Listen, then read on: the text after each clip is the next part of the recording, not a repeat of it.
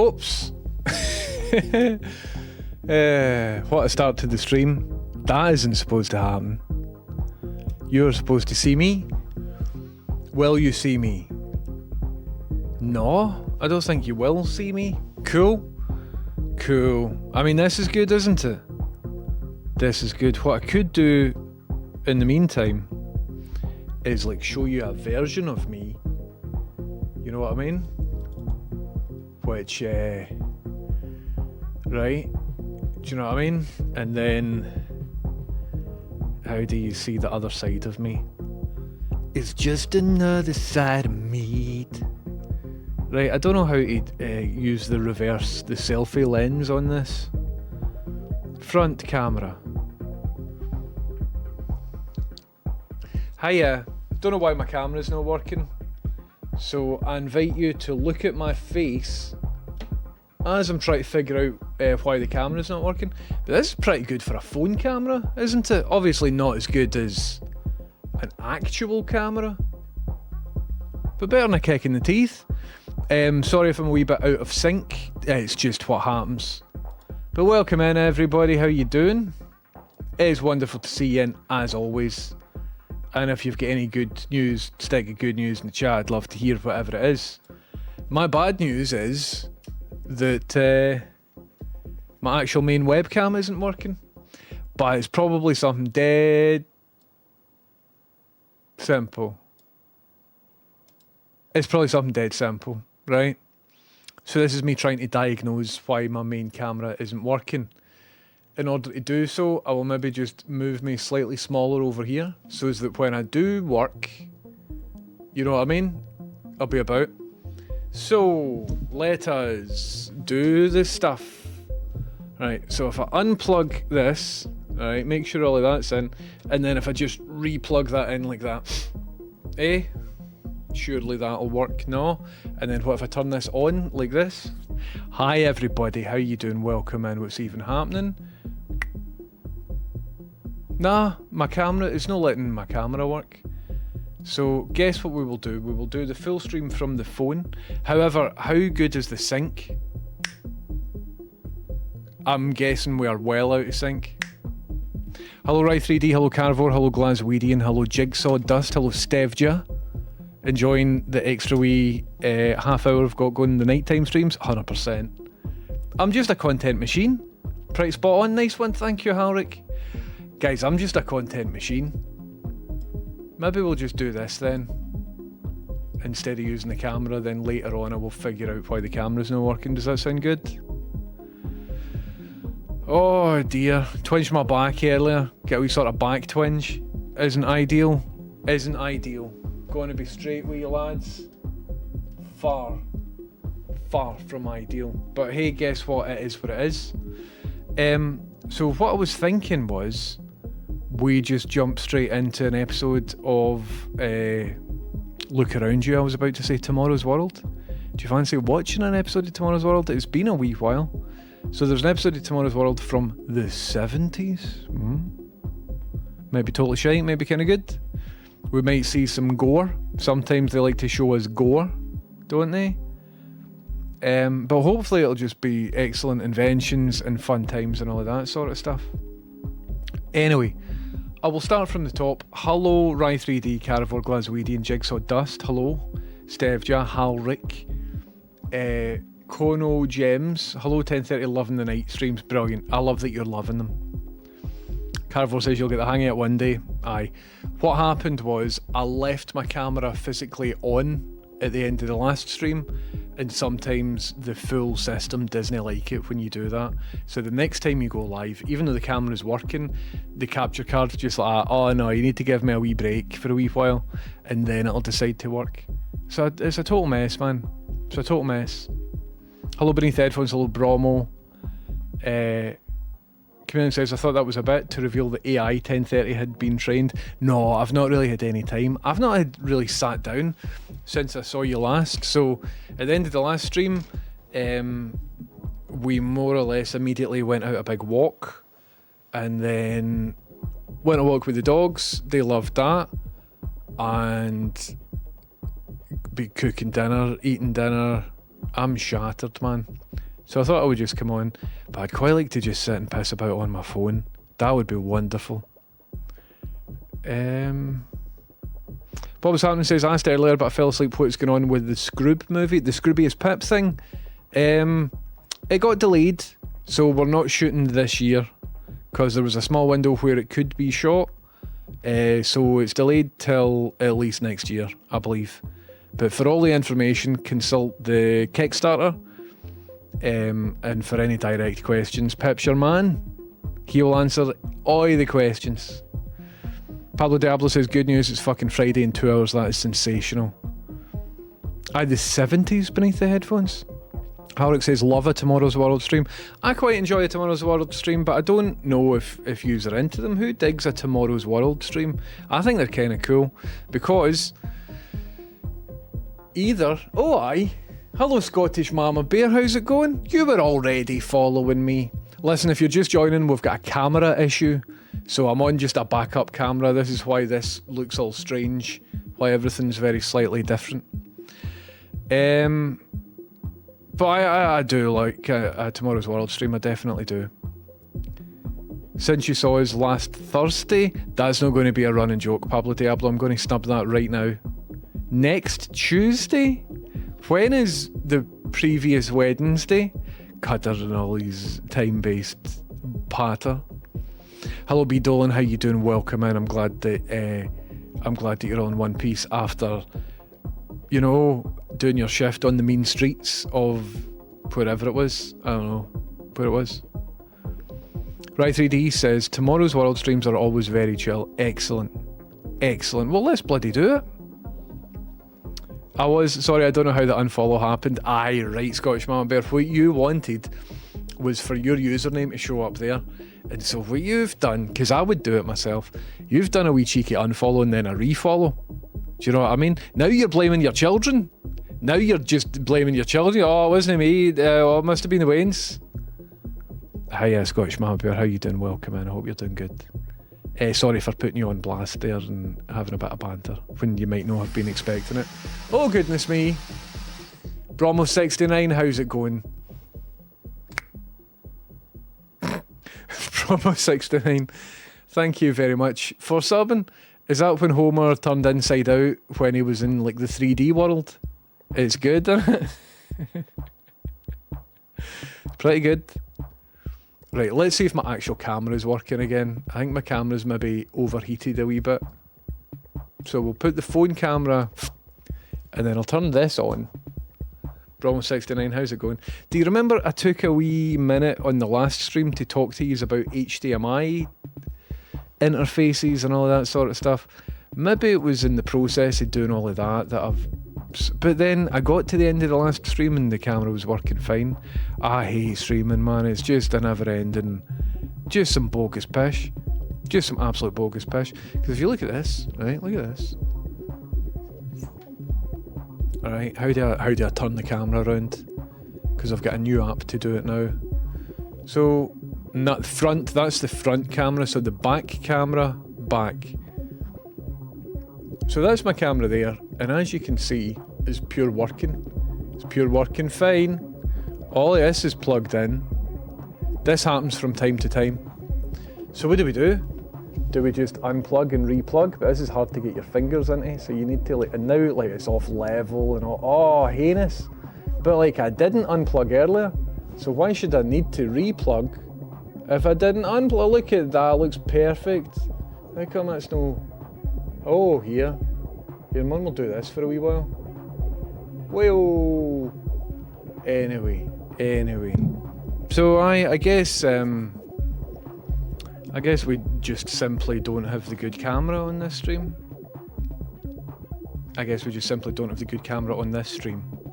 What a wee shame. What a wee shame for everybody. As luck would have it, I have charged up my phone to 15%. However, during the process of the stream, that might be something. Look at the state of me trying to fucking... Right, so now what we'll do is put this in. Right, okay. And then, in addition, we could bring this up here a wee bit and at least pretend it's a normal stream, There we go. Oh, look, everything's just perfect and normal. Oh, look, everything except for like the jiggling on here. But hey, don't worry about that. Everything's just perfect and normal. Anyway, so let's then transform, reset transform. Let's transform fit to screen. There we go. There we go. And then let's maybe go to here. And then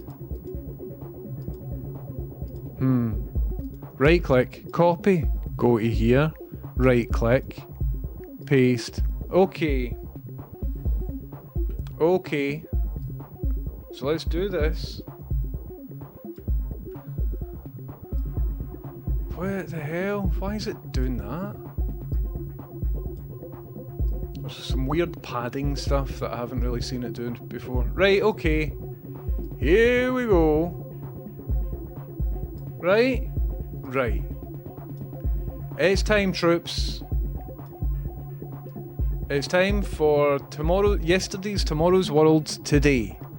From like the 70s or something like that, if you're into it. We're into it. Are we into it? Let's just bloody well get straight into it. I've got a wee can of Coca-Cola in front of me. I played Complete Ignorance, but now I wish I had a better pick for the big telly. It was a good pick. Did you have a good pick for the big telly? I can't even remember. I can't even remember what it was. Hello, the honoured one on YouTube. Hello, Becky Hawkins on YouTube. How you doing? I'm doing great, mate. I'm doing absolutely brilliant. If you're watching on vertical on YouTube, switch to horizontal. Basically, if you're watching on YouTube, you're better getting to Twitch. There's a better viewing experience on Twitch. However, not by much. This stream is scuffed, as they say. Okay, part 2 of the stream is, can we possibly get this working with me hearing the audio, you hearing the audio, everybody hearing the audio? And I remember, just as I'm putting my headphones in, that Fred earlier today was licking one of my headphones, so I've got that to think about. Listen, if you're enjoying this music, it's made by my friend Quiet and Peaceful Man, and you can check his SoundCloud out. The link is in chat right now. Unfortunately, we're at the start of a new track, so I'm just going to abruptly stop it. Sorry about that. I like to fade it out. I've got like a custom script here that looks at the title of my music player, figures out when a track is finished, and only then will it close it. Hello! Hello, Kenny wants to come and say hi, so will I just leave this door open? Ah, you can do. He is in a pure mischief mode though. He's being cheeky. Freddie, are you in a cheeky mischief mode? Do you want to come up here? Yeah, I was going to go to my bed if you want to come into bed. He probably will, won't he? I'll just leave it open though. Okay, well, I'm streaming if you want to have a wee look and join in all the festivities. A wonderful carnival atmosphere. Cozy stream. Cozy community. A cozy stream. H2 the Gamzig. If you give me $20, I will read it out. You know what I mean? That's the way it goes. I'm not reading it out to then get $20. You need to give me the $20 first, and then I will read it out. That's the way it goes. H2 the Gamzing. Gamazing. Also, get a better name. Welcome in, everybody. We are watching Tomorrow's World Today. Yesterday's Tomorrow's World Today. Dolan says, we live in capitalism for a few more months, sadly. You mean we're all going to die in a couple of months? Because I wouldn't be surprised. I keep meaning to ask you what that book on the CIA was, because I need something to fall asleep to. YouTube messages are wild, man. YouTube messages are absolutely wild. It's either us or the capitalisms. Well, I know what side I'm on. Let me see what I can find. The CIA book that was mentioned earlier, I created a new tab for it, and then I was like, oh no. But ideally something that's on Audible, because I've got something like 8 Audible credits.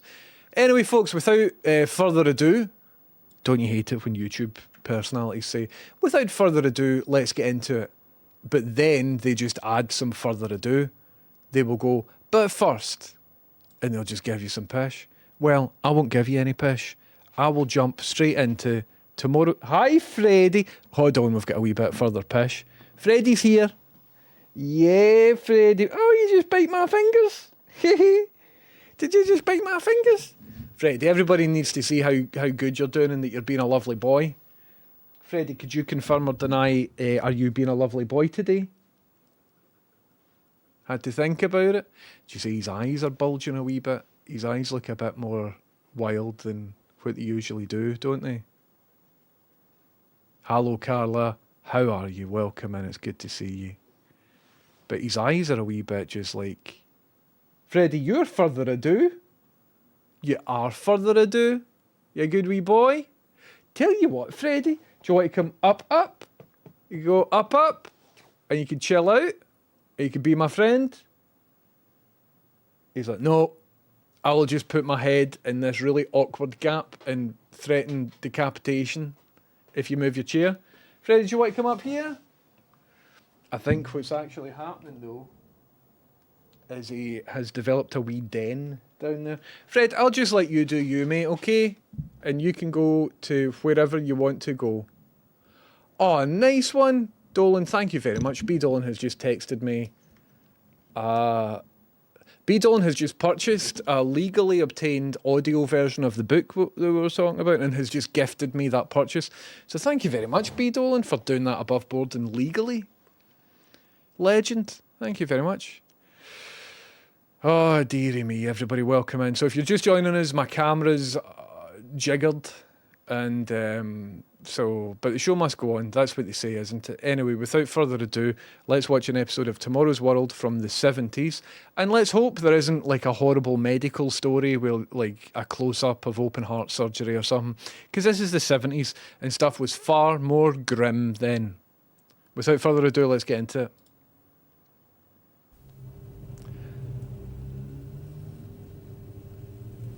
One of the accepted techniques for fattening young chickens.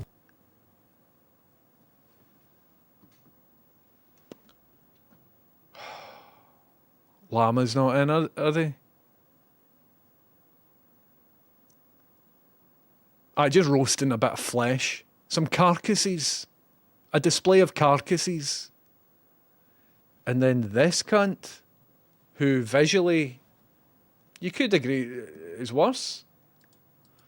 We're going to persist though and find out just where this takes us. I reckon not to a good place. But let's find out. Okay, I'm quite happy with this sort of setup like this. Could you hear and see it okay is the main problem. Let's continue. For the roast chicken trade is to feed them doses of the hormone estrogen. This is just a grim story to start with. I need cheering up tonight is what I need. And you're talking about pumping chickens with estrogen? I don't know about this one, guys. I've got a bad feeling about this one. I feel like a display of carcasses. It's the same hormone that's included in the female contraceptive pill. And strange as it may seem, the fact that estrogen has this fattening effect. I don't like his vibe and shit as well. He just seems like an evil bastard, doesn't he? Anyway. Is one of the reasons, although not necessarily the most important reason, for continuing research into the development of a male contraceptive pill. This is interesting. In the 70s, how are they going to discuss the notion of a male contraceptive pill in the 70s? This'll be good, won't it? This'll be good. And I hope this person here is central to the story and isn't just a bit of footage that they've cut to after mentioning the male contraceptive pill. I hope she's actually part of the story and not just like stock footage of a woman. Do you know what I mean? Let's find out. But there are other reasons, of course. The female pill has been around for about 16 No, she was just a punter. years, and it's been a most remarkable No, she is here. Hold on. success story. It's been accepted in many countries at all levels of society and it seems to have given rise to relatively few problems, either physical or mental. I think there is a lot of problems, physical and mental, with the female contraceptive pill. The woman, you know what I mean? But anyway, 70s, I don't go ahead. But there are a small number of women whose hormonal balance is upset and who do have side effects. Some women Imagine that guy dispensing your medication, Jesus Christ.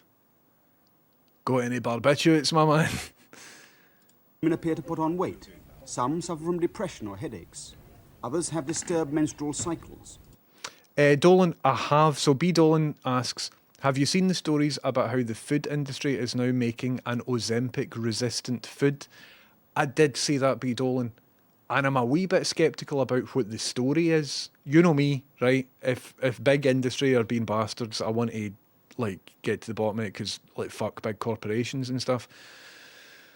I saw a TikTok where somebody says, okay, guys, there's a job where people, some food technician, he made it sound sinister, is responding to the fact that because of things like Ozempic, people are now no longer addicted to the food.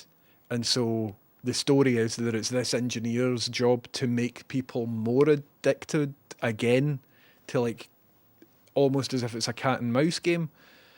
But that doesn't, it just smelled funny. I was like, I don't think this is real. And so what I think the story is, without a layer of TikTok sensationalism on it, and I might be wrong here, I think the story is that cheap food people have been making cheap shit food, and it's hyper filled with sugar, filled with salt, so it's ultra palatable, ultra soft, nutritionally nothing in it, but heavily dense calorically, right? And that's one of the reasons why obesity is a thing. And so I do believe that that industry is responding to Ozempic, but the particular story that I've seen, and it might be wrong, I've not seen like bigger stories about it, but it was like a TikTok or something I saw.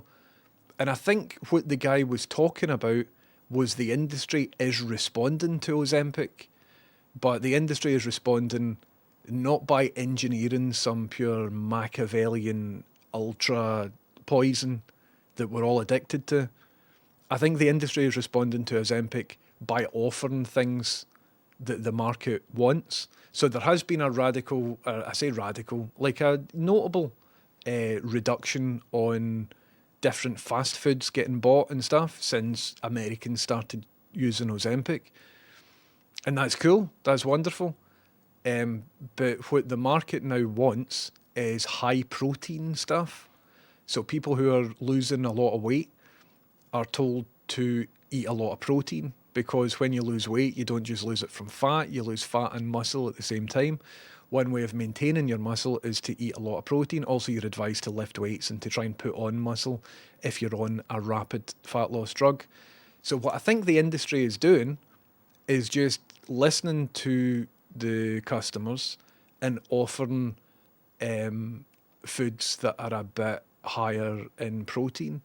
And if that's true, then that's maybe not a bad thing. But it might not be true because I haven't dug properly into it.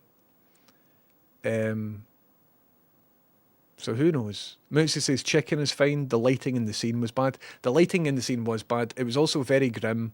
The chicken seemed fine, but see, when you're streaming on Twitch, a lot of people don't want to see dead animal carcasses, and I'm into that. I dig that. I'm not vegetarian or vegan myself, but before you see some sweaty meat, it's usually customary and polite to have a wee heads up. Hello, IBS Tough on YouTube. Hello, Nick Sharlark. Did we already watch the Cracker Snack video from Nova? I don't know what that is. I haven't dug properly into it, just keep seeing people discussing it.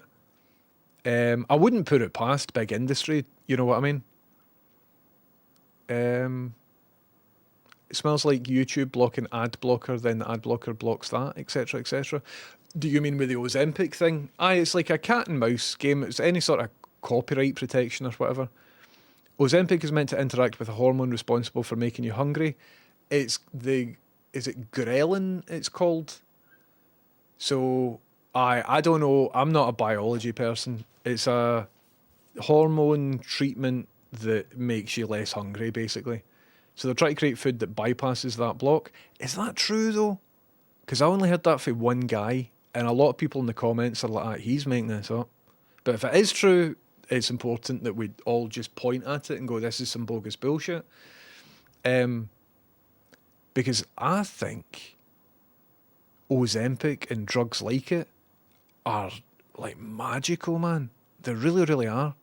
And in the UK, I think it's going to be like 2030 or something, where these GLP-1 agonists will be generic. So it means you'll be able to just buy them from a apothecary like this guy right here pretty cheaply, rather than buying the brand name from wherever that company is, Novo Nordisk in like Sweden or something. There seems to be absolutely zero downsides, and all the upsides is like, also a lot of the body positive people since Ozempic came out have just sort of shut up about it, which I think is maybe a good thing. I think they're incredible. I think it's really cool. I know a couple of people that are taking Wegovy, and if anybody's ever struggled with their weight to the point where it all keeps going back on or whatever, and you've saw this but just assumed it's for Kardashians, no man, this is technology, very, very exciting technology, and it's coming, or well, it's here. But I didn't get to the bottom of this whole implication that there's a cat and mouse game between the fast food people and the Ozempic people. But the implication is that they're trying to create a food that bypasses that block. But I don't think it's as simple as that. But I don't know. So the way Ozempic or whatever works is that it slows your digestion, right? So I remember seeing, it was like a TikTok or something like that, of people saying, warning, if you're on Ozempic, consider taking weed gummies a bit earlier than when you think you would want them. Because there have been reports of people taking weed gummies on a Sunday night, not really feeling much effect, waking up the next day, feeling fine, going to work, and as they're driving to work, everything gets a wee bit fear and loathing in Las Vegas, because your digestion is slowed right down. And so I don't know how it would be possible to create a food that would counteract that unless the food itself had drugs in it. You know what I mean? It just seems really clickbaity, but I might be wrong. Don says, but that raises the question, what will happen when those of us not on Ozempic eat the super Doritos? Exactly. I was a wee bit excited as well. There's a different type of drug coming out like next year or something, and again, looks relatively safe and cool. And its purpose is to put on muscle, because putting on muscle is very, very difficult, right? Particularly among certain groups, like if you're already kind of ill, it's difficult to put on muscle. If you're over the age of like 50 or something, it's almost impossible to put on muscle. And people who are like bodybuilders or whatever, who want to put on muscle, end up getting into anabolic steroids and things that might shorten their life. Whereas this new thing that I forget the name of it looks to be like pretty cool, man. I think the future of drug technology is quite exciting. Hello, Amber on YouTube. I'm also watching this on... I'm also doing this on Twitter. So if you're on YouTube and you think you're the first person to chat, no, not on Twitter, Twitch. I'm forgetting where I am. I'm on Twitch. I'm streaming on Twitch right now, everybody. And so there's a... If you're on YouTube or Twitter and it looks like I'm talking to nobody, I'm actually talking to a very vibrant Twitch chat. Hello, Funkle Albert. Does this get you bubbled? Mm-hmm. You'd think after 27 months I'd remember. Changed it recently. Doesn't bubble it straight to the dome anymore. It's more of a sort of vibey ambience bubble. But Funkle Albert, welcome in. How you doing? If you're just joining, I've got a slightly different camera set up today. I'm sorry, it just is what it is. I'm just sorry, okay? Let me see if my camera's started working again.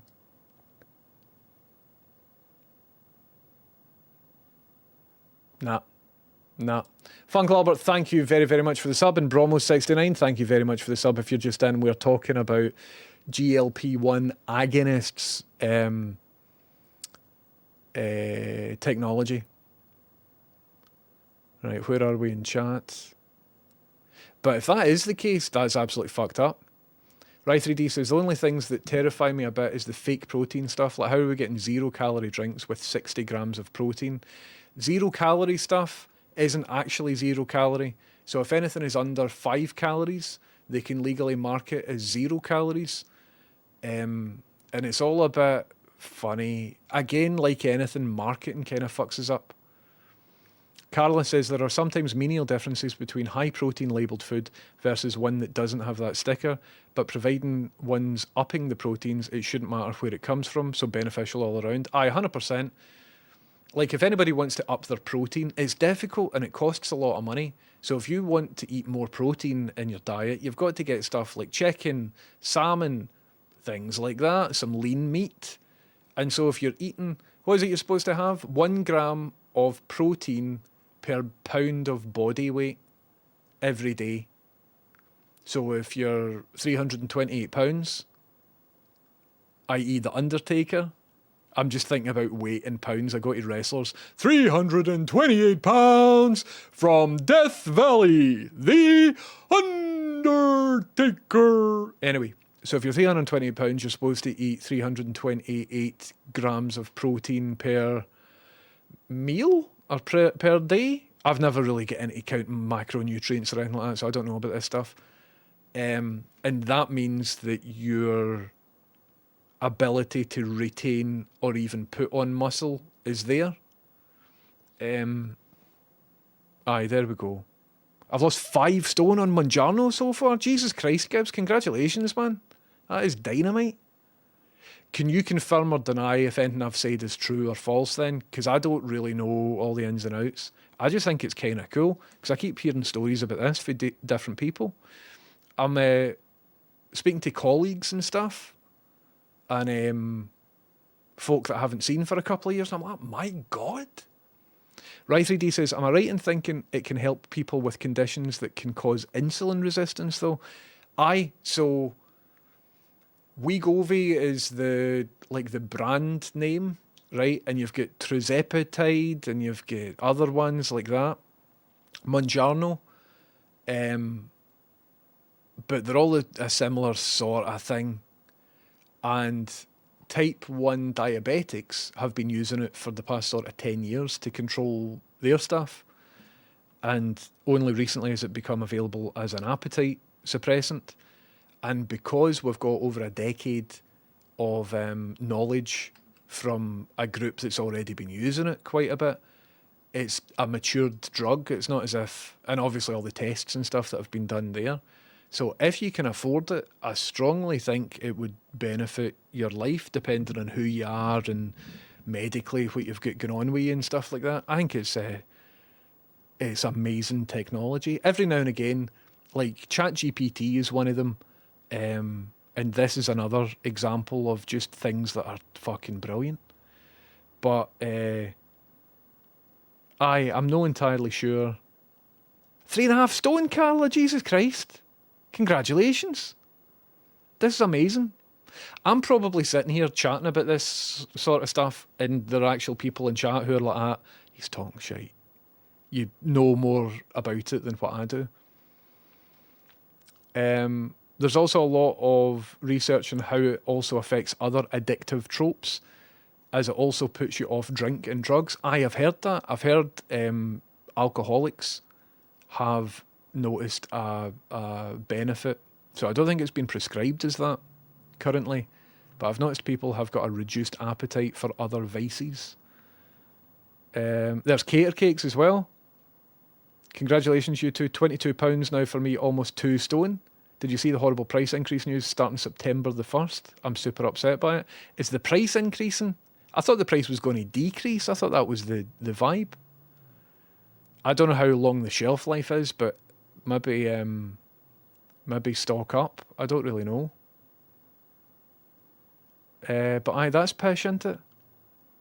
Caravore is just off the phone with the old man there, explaining Twitch for the umpteenth time. The main question is, does the old man have Amazon Prime? That's the main question. Soylent Green's people.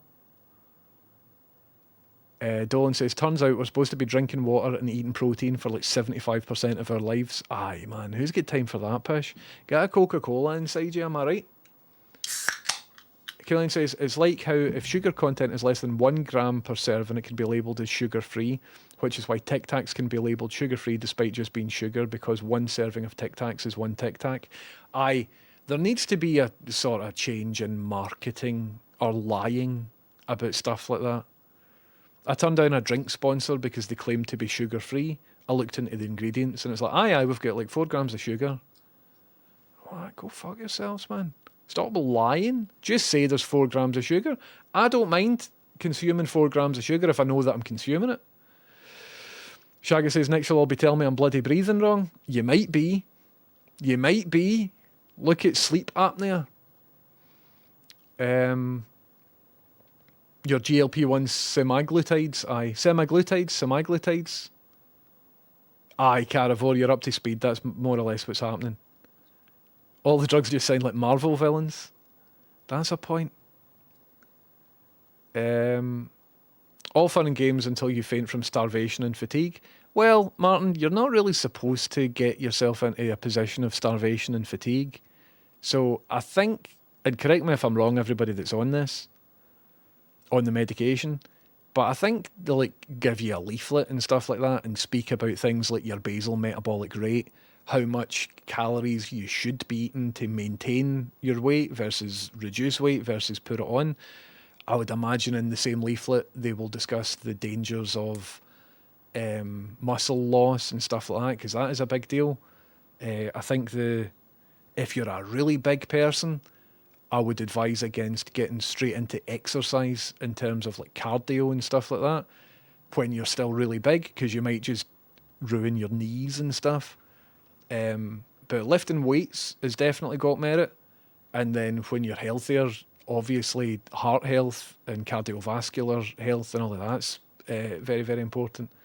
But I'd imagine, like, I don't think anybody wants to take this medication, not have an appetite, and then starve themselves, because that's not going to be sustainable. Have I just found an expensive example, or is this stuff really £200 a week? I don't think it's £200 a week, Plodder, but somebody in chat can advise. It might be £200 a week, but I don't think it is. I think because of that, it can be beneficial for women with polycystic ovary syndrome. What does the S stand for? Which is really good considering it can be really difficult for women with that to lose weight. Aye. I keep seeing stuff about PCOS as well. And because I'm a man, I'll just block that out. I'm just like, I don't know what this is. Womany pish, I'm not interested. But I think you're right.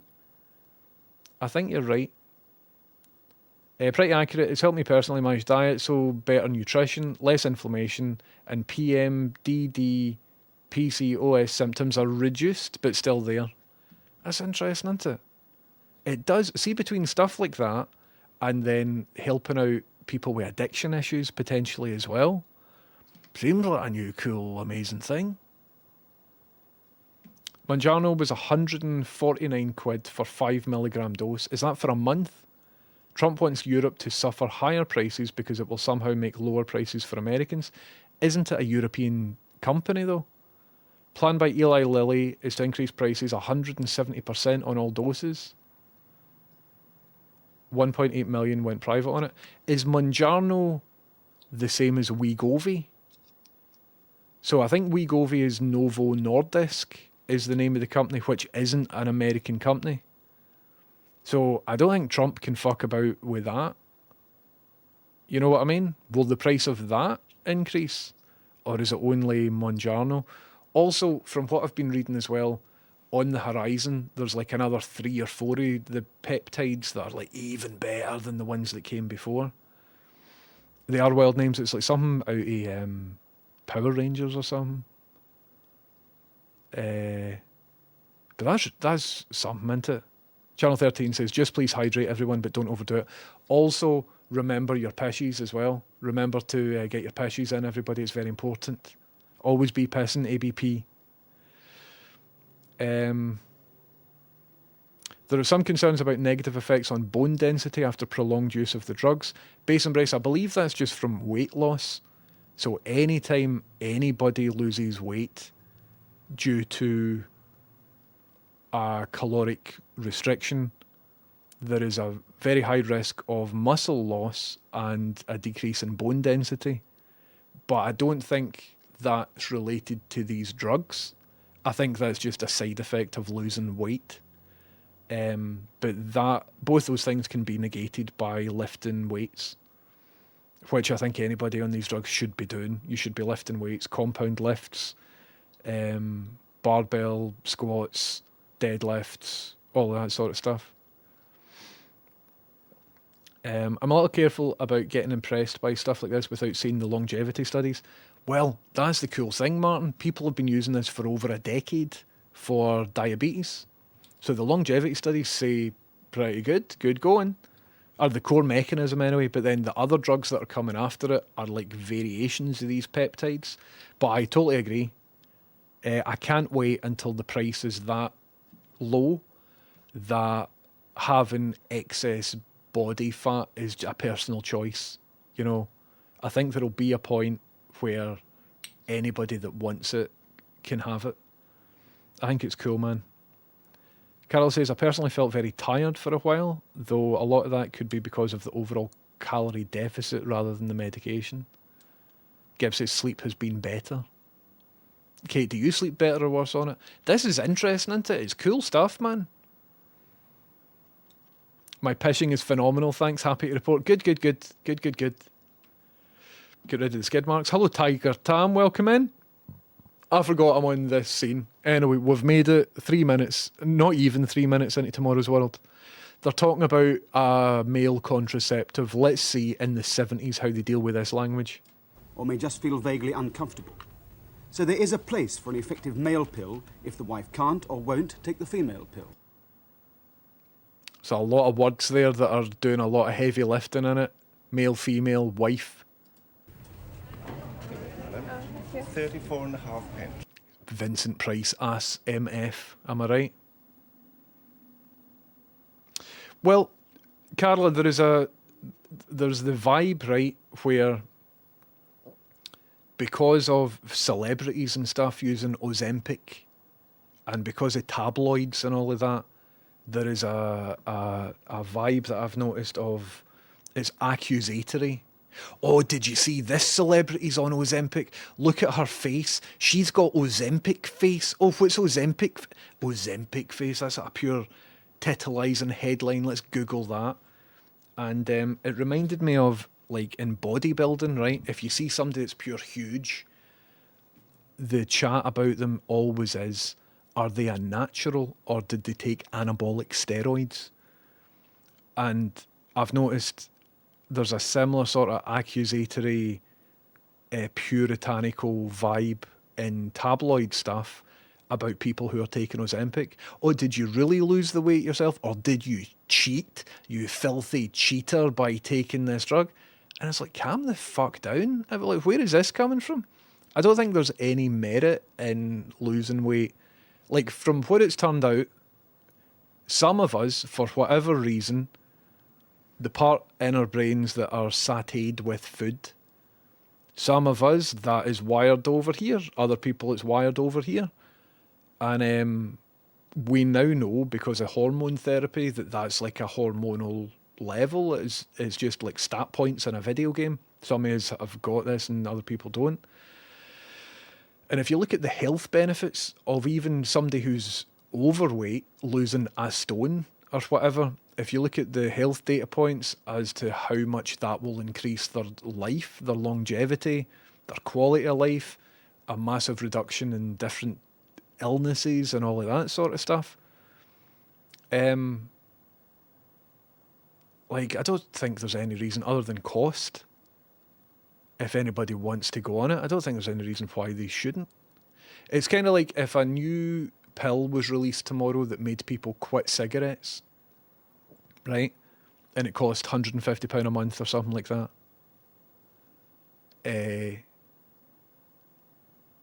Then it would be unfair to mock people who are taking it and have successfully quit cigarettes, wouldn't it?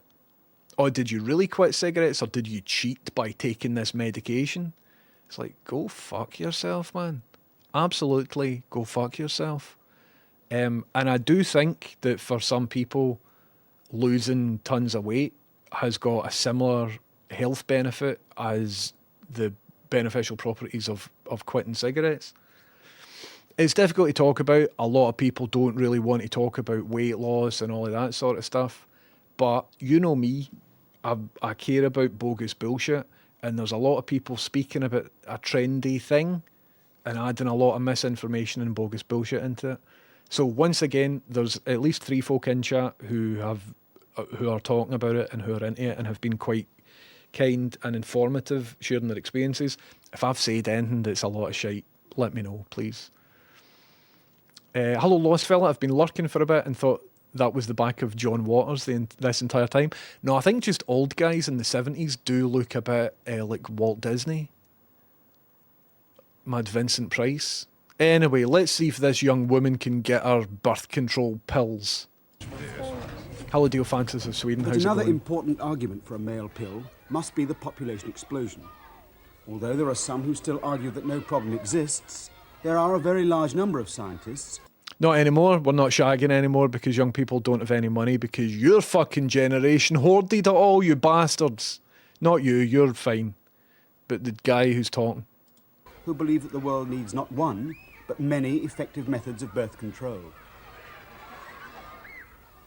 There have been many attempts to develop a male pill, without success. He just looks like a Professor Dennis comedy Lacey of character, St. man, doesn't Bartholomew's he? Medical School believes that he has developed a combination of 2 artificial hormones that should bring about temporary sterility in men without impairing their sex drive. Is that a Nixie tube? I think that was a Nixie tube. Look at that, man, what? Impairing their sex drive. Indeed, it's even possible that the sex drive will be increased. But his first task was to fill in the gaps in our knowledge of just how the male organs work. The male testis consists of a vast number of minute tubes in which the sperm develop. Minute tubes? Not me, man. My tubes are fucking massive. We can't see what you're watching. Thank you. Jesus Christ. Thanks for sending me a message there. Thank you. Thank you, everybody. Thank you, everybody. Thanks. I'm not going to skip it back. Some guy was just talking a lot of shite about things. It's because my camera's messed up today, so I'm actually streaming on my phone, and because of that, I've had to do... I'm not going to explain myself, but Kate, thanks very much for telling me that you couldn't see my thing. It also contains 2 other important cells. Can I check something? See if I'm in the wrong scene right now. Can a mod just try ! Scene? Like, imagine I'm just sitting watching this, ! Scene. And then hopefully it should automatically do it. Nah, I need to reprogram that. It's not worked. But thank you very much. I need to redo that. The Sertoli, which envelops the sperm, and the Leydig cell. The existence of both these cells is well known. A lady cell in sperm? What? The precise function of the Sertoli cell has been something of a mystery, but it's been known for some time that the Leydig cell is responsible for producing a hormone, the so-called male hormone, testosterone. Now, it's this hormone which I was just talking about testosterone. governs the functioning of the male sex glands. It also, in fact, Glands. is responsible for the sex drive. So this is a very important part of the function of the testis. Now, all this, as has long been known, is under the control of the so-called master gland, the pituitary. Now, let's have the pituitary. Now, this... The only mention of the pituitary gland that I ever encounter are from like healing crystal enthusiasts that you see on YouTube and TikTok. telling you that your pituitary gland can excrete chemicals that can make you do remote viewing, so you'll be able to see Jupiter and shit like that. Just absolute nonsense. So it's interesting to see it come up just in like a pure dry medical biological explanation for what testes are. Also produces hormones, Hi wee shed, how you doing?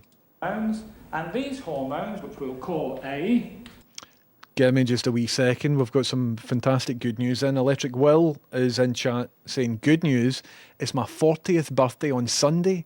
A huge milestone with someone with Duchenne muscular dystrophy. Electronic Will, sorry for not saying that word correctly. You think by now I'd have learned how to say it. But that is incredible, man. Very happy birthday. Do you know, it's my 39th birthday coming up quite soon as well. I think we are maybe a year and just a few days apart. It's my birthday on the 21st this month. So Leos represent, man. That's some excellent news, man. Absolute dynamite. And happy birthday, man. So is it Sunday? I might even be streaming on Sunday. Please remind me if I'm streaming. and B are responsible for the development of the testis as a whole. Now, A acts on the Leydig tissue and is responsible for the activity of these cells and hence for the Mate, I'm not quite getting it. If you get any photos. production of the testosterone and therefore for the sex drive. What has been Maybe like some 3D models or something like that. less clear has been the function of B and the role Fucking hell, they've given this guy a lot of screen time, haven't they? Just one guy and a bit of chalk. This is tomorrow's world. We're expecting, like, lights and stuff like that, man. Glowing fiberglass bits, like, tissue inside. So is there This is pish, man. all of these Sertoli cells. Well, we've helped to show that B acts on the Sertoli cell and that the Sertoli cell also produces You're a Tolly. Well, let's get this guy ahead because he's fucking hell. Look at all of this that we could have been. Jesus Christ. Oh, this is a lot. Look at this. This is about half the show. Oh, right, now we're talking. Imagine I didn't skip that ahead and we just sat and we watched all of that. My God. Chase yourself, man, and shave these sideburns. orally. The last word in his wee presentation was orally. Right, what have you got? Both these hormones are already produced by pharmaceutical companies, and both have been used separately in different research projects with male volunteers. We said we're watching Tomorrow's World from 1971. I don't know what's happening, but I think this woman's going to snort a line of coke. So it's well known that they're non-toxic to men. Look how just grim. Nothing against the person, right? But see, close-ups and stuff back then were very just unflattering and grim. The look around you absolutely nailed it. Men. But here, for the first time, they've been Like a close-up of a finger will be all like dirty and like... Similarly, her face, man, it was like a close-up in my skin. used together. During a prolonged laboratory research program, they've been given in carefully controlled amounts to batches of rats. The results have been startling. We might see a rat in distress. This is the 70s. Aye, we're not watching that.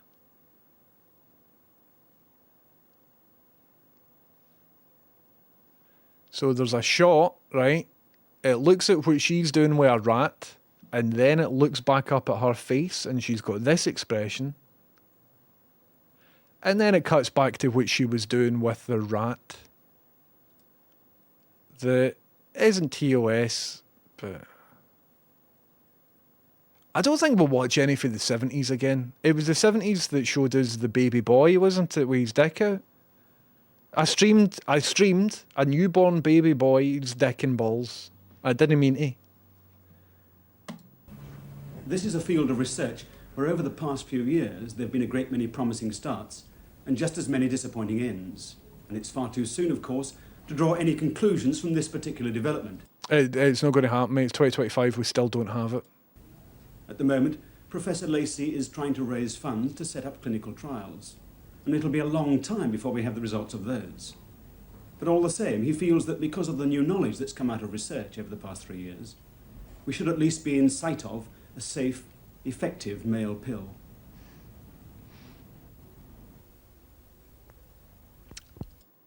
Why was the weird... Who put this together, man? Is this an actual episode, or is it just the rushes or something? Strange, isn't it? Base Embrace says, nowadays it would be Paddy McGuinness dressed as sperm. 100%. 100% hello meatballs, welcome in, we're watching Tomorrow's World. I remember giving a talk and doing an improvised illustrations at a blackboard, one notch before getting picked up by men in white suits by the end of it. I've never given any talks like that. I wouldn't even know where to begin, man. I wouldn't even know where to begin. She's making meth in a game, 100%. Hello Magnificent Seven. That's a good name. Nobody had skincare routines. I don't think it's the fault of the skin. I think it's the fault of like the unflattering camera decisions. Anyway, you're thinking about your eye too much. Haha, it's fine for normal people. No, I'm thinking about like my skin because of all the bubble blasts. Not like that weird eye thing. The weird eye thing is a separate thing, which wasn't really represented here. Okay, everybody, let's go on to the next story that hopefully doesn't have any grimy gore, nudity, or a newborn baby's cock and balls.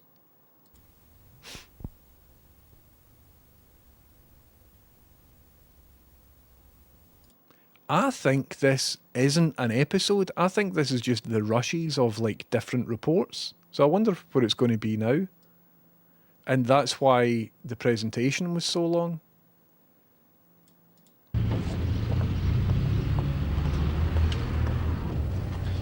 I think if I had to be a salesman, I'd want to be a pet salesman. It must be the easiest job in the world. I mean, they sell themselves. Just look, small, innocent bundles of fun, just waiting to be bought. This is going to end horribly, innit? I just know it's going to put me in a bad mood. And I'm going to be too sad to fall asleep. But of course, pets present all sorts of problems which aren't apparent at this stage in their existence. They need feeding. I thought he was doing something to that dog's head, man. I thought he was doing something to that dog's head. Learning why your parents were so fucked up in real time, though? Aye, maybe. You might be right. I've just got a bad feeling about it. I don't trust this guy to take care of that dog. That dog is almost certainly dead now. Like, I would put my house on it. I don't own a house. I would guarantee you that dog's no longer alive. So, how to think about that? They need taking for walks. They tend to make messes on the carpet. That's a good dog. It wasn't pulling on the lead. It was a nice, relaxed lead. That's a very good dog. And if that's not enough, they give some of us hay fever. His wee tail's wagging. It checked on the camera operator there as well. Do you see that? Is Llama in? Llama, look. Llama, look. Look. If Llama's in, I don't think Llama's in. But now technology has produced a pet which overcomes all these problems. In fact, it's made boa constrictors, dogs, cats, even macaws, objects of the past. It's a Z, spelt X-E-E. Or to be more precise, the Z, because in this cage is the only animal of its kind anywhere in the world. Come on. He's a teeny bit temperamental because he doesn't seem to like bright lights. Oh dear. Be cruel to be kind. You son of a bitch, I'm in. Can I just say though, from a practical standpoint, there's no way this thing is getting back in there because of the tiny step. That isn't getting up that step, is it? It isn't. Is that resistors that are on top to fashion some form of Mohican? What is this, man? It looks like paper mache. What the hell is this? I'm going to have to build a replica, aren't I? I think I am. I'm going to have to make one of these depending on how good it is. There, the world's first real live Z.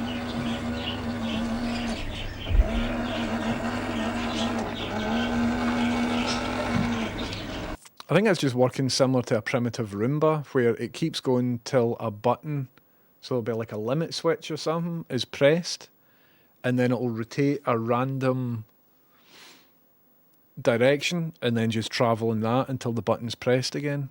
Is that all it is? I mean, that's pretty advanced for the 70s. I bet you the thing gets red hot and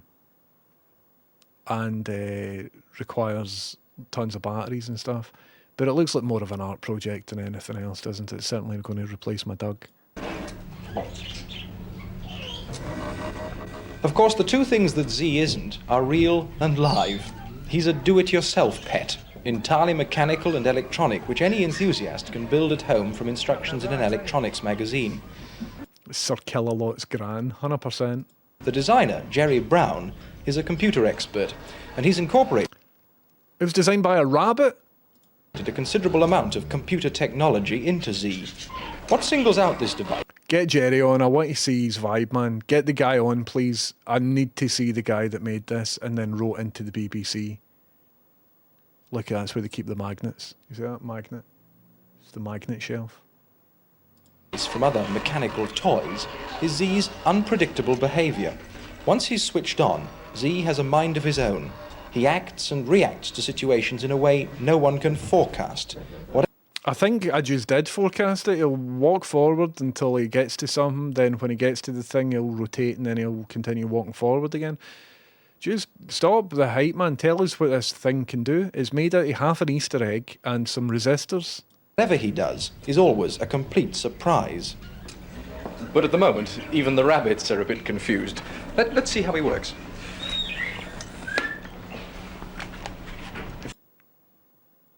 I'm very interested. If we look underneath Z's tummy, we can see his two muscles. Cool. So what we're talking here are some chips up here that I think back in the day, these probably won't be EEPROM chips with like a custom bit of code inside. These are probably just timer chips, maybe. How many pins have they got? 3, 6, 7 on one side? Surely 8. Looks like 7 pins on one side, 14 pins on 7 chips. Can't really tell what's going on here, man. Vintage components. Don't really recognise any of that. These motors here, which power the wheels. That was the motors there that he pointed out. It looks like there's wires up to the front bit, so I was maybe right with the like a switch in the front that would then change direction. These motors here, which power. Aye, so this bit in the back's all drive stuff. But I'd be very interested what this logic is. Also, what the fuck is this here? Is that just a giant resistor? Like a power resistor or something? And where's the battery? Is the battery behind this plate? I'm sure he's going to tell us all in a wee minute. The wheels. And when Z reaches an obstacle of one sort or another, the motors have to work harder than they should. And this is sensed in this tiny relay here. That's clever, isn't it? So there isn't a switch. It's when the motors are under strain, it knows. That's cool. Yeah. And a decision has to be made.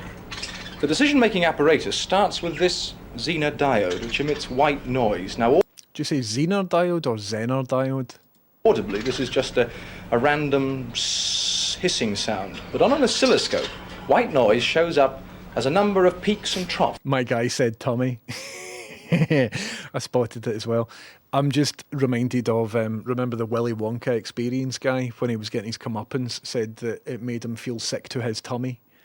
I can't hear the word tummy without thinking of that Willy Wonka experience guy. Very close together.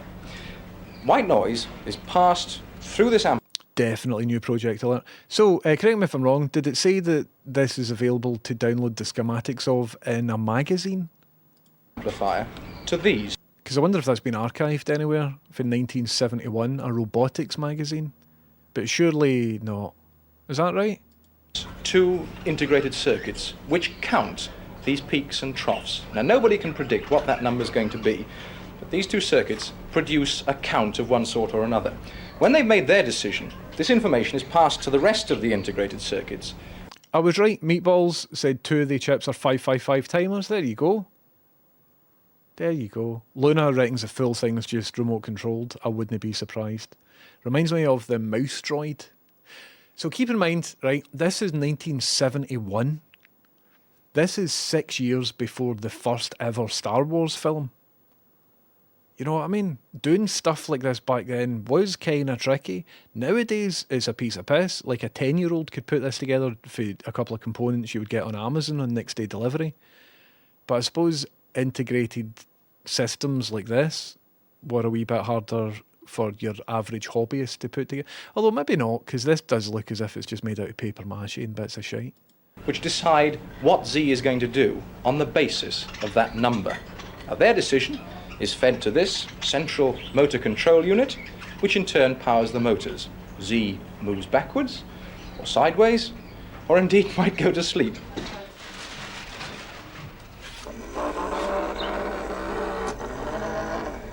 Happily away from the pet shop, Z is obviously feeling much more at home. He's clearly less temperamental here. The motors sound as if they're under quite a bit of strain, don't they? Yeah. If I put something physical in his path, you'll probably see him making a decision. Now, which way is he going to go next? Here we are. Now, he's hit the book. He's backing away. He's had to decide what way he's going to behave. So I think I was right. Once it reaches an obstacle, it'll back up, pick a random rotation, and then go that way. But of course, these aren't the only circumstances in which he makes a decision. He's doing it all the time. His two eyes, for instance, are affected by the light in the room. And whilst he's switched on, like any other human being or animal, Z is constantly making his mind up what he's going to do next. This would be a great introductory project for children. Maybe like that, and like a line following robot or something would be a great wee start to the concept, to like electronics and circuits and stuff.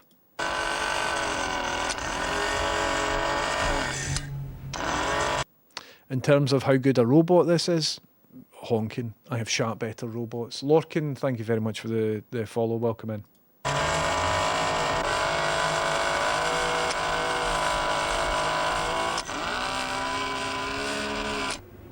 Pish. Dawn says, Paul Roomba downloaded the schematic and said, this sucks. Wait a minute. Exactly. This sounds like a Hoover. I've got an idea. I remember when the Roomba was a thing before it was a vacuum cleaner. We had like a wee educational Roomba when I was in school that nobody used because the teacher didn't know how to use it. Sounds like my knees when I bend down. I've now got the mental image of you bending down, Lost Phil, and I tell you what, I like it. Stop talking, I'm convinced he has a soul. No, I don't think that's a soul. I think that's just a Darth Maul face paint job, and, you know, it's no Roman Thomas, 100%. Twitch alerts are shit, like my memory. Hello, terrible cunt, how's it going? Did you miss the alert, mate? We've had some amount of incredible patter in here. You've missed it all because Twitch haven't alerted you, somebody who's asked to be alerted as to when I go live, and I'm live and you haven't been alerted. And whose fault's that? I think that's Twitch's fault. Reminds me of the turtle robot we had at school hooked up to a BBC micro. I maybe had the same thing, Qatari Links, and I'm sure back then it was called a Roomba. Thank you, beneath the headphones. We had a roamer robot at school. Do you know, maybe I'm thinking of the word roamer, and you would just plot basic coordinates, so it's like forward 5 units and right 5 units or whatever, and you would plot it and it would be like that. It's making decisions. It is making decisions, isn't it? Do you know what's wild? Nowadays, I can make one of these exactly like that behaves and functions exactly like that also runs on batteries exactly like this, but has got the voice and personality of Stone Cold Steve Austin. And I can ask him how best to, like, install a USB port on a thing or care for my sick dog. And it would just look exactly like that. I think I need to do that now. Before we move on, I want to go back and I want to see if he gives any details away about the magazine that this was featured in. I've maybe confused the web page by skipping back. But if If this was out of a magazine, I would quite like to do a wee Google search and see if we can find the magazine and schematics, because that would be exciting, wouldn't it? I've just spilt loads of juice all over myself. I thought there was less. I say juice. It's soda pop. I thought there was more in it than what there was. Right, so this website isn't functional. Can anybody remember if he mentioned which magazine it was in? I don't think he did, and I don't think the website's going to load for me. Aye, so maybe it was a roamer robot that I'm thinking about. Right, let's see if he mentions the magazine. What a shite robot, man, but here we are. World. Come on. He's a teeny bit temperamental because he doesn't seem to like bright lights. Oh dear. I've put it to 1.25 speed. Be cruel to be kind. There, the world's first real live Z.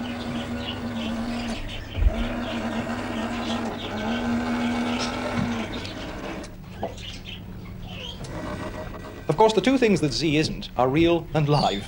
He's a do-it-yourself pet, entirely mechanical and electronic, which any enthusiast...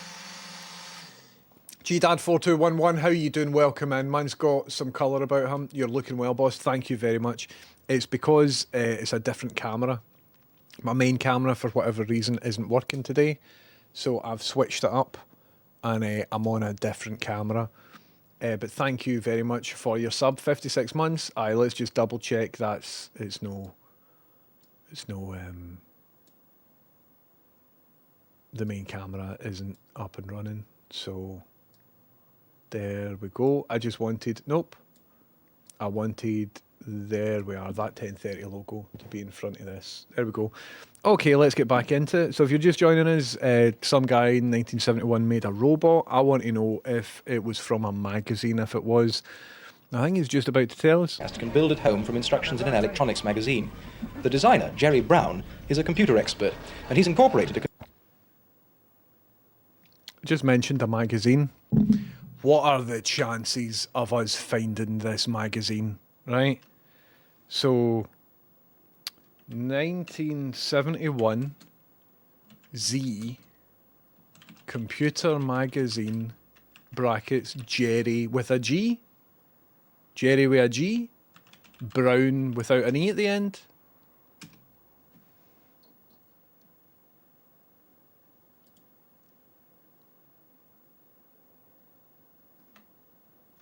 I think we might have got it. Here is an edition of Practical Electronics for 20 pence. This is from 1973, right, so it's 2 years too late. But it does mention Jerry Brown.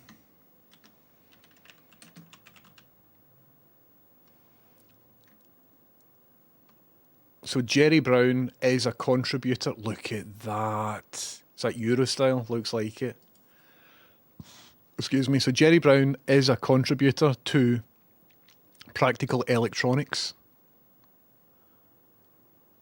Readers of Jerry Brown's fascinating column will have noticed his comment. Blah, blah, blah. So it looks like he's a regular contributor. Electronics Fanatics. This is what I miss. See, in the back of Enthusiast magazines, did anybody have like Amiga magazines, and you could look at the private listings and stuff, like send floppy disks away and get shareware and things? Loved it. Electronics Fanatics, whether beginner or advanced, we offer a range of over 35 super projects. Have you ever wanted to build a machine that learns? Or perhaps make a teaching device?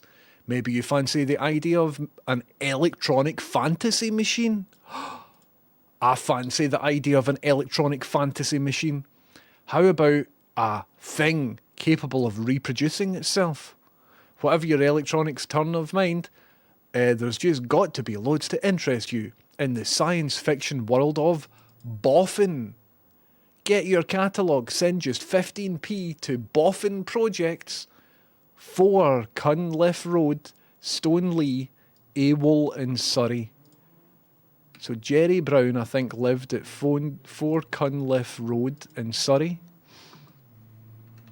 Do you think this is out of order? Google Maps. I think if I send 15p to Cunliffe Road in Surrey, I don't think I will get a catalogue back.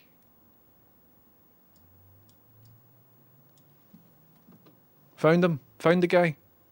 So, oh, hold on, that's 2. So I would imagine that's 4.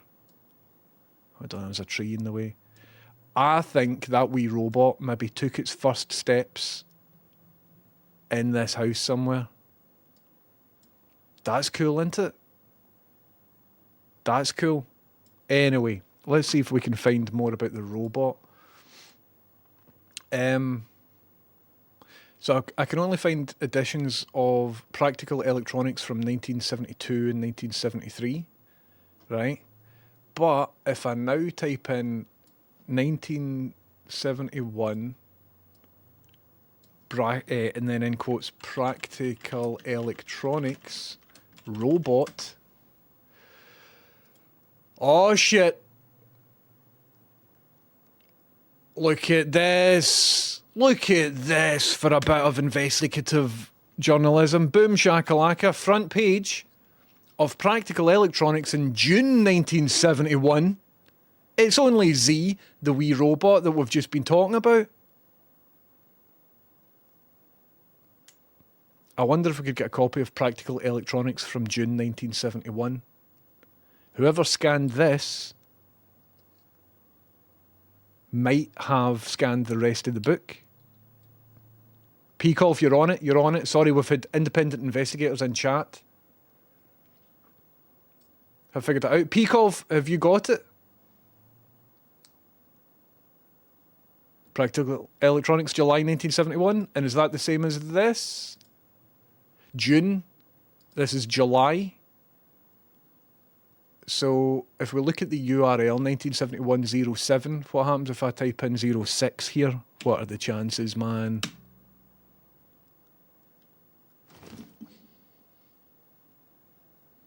Yes! Fuck yes! I've not been beat yet, folks. I haven't been beaten yet. Look at this. Just like, oh, do you need your TV tubes rebuilt? Aye. You will never... Fucking hell, 40 quid for a 23-inch tube. Not a chance. For a brand new tube. My God, man. Sorry, I've not been looking at chat for a wee bit because I've just got really excited in boffin projects. This is really something special, isn't it? So, for the rest of the stream, we're just going to be looking through this boffin magazine. Is that okay? But well done, everybody. We did it. We got here. Anna Realtor, I'm using a different camera. I'm using my my phone as a camera just because of streaming difficulties today. So I do look a wee bit different from what I normally would. How cool is all of that, everybody? How cool is all of that? Wee bit of just investigation there. And I'm glad all of that happened as easily as it did, because if it didn't happen as easily as it did, I would have lost interest. Oh, man. 4 of the best words ever to go together in the English language. Teak hi-fi stereo cabinets. £14.95? Jesus Christ. I want to live in the past, man, except from obviously all, like, just the grime and poverty and stuff. Okay. A printed circuit kit. You could make your own printed circuit boards at home.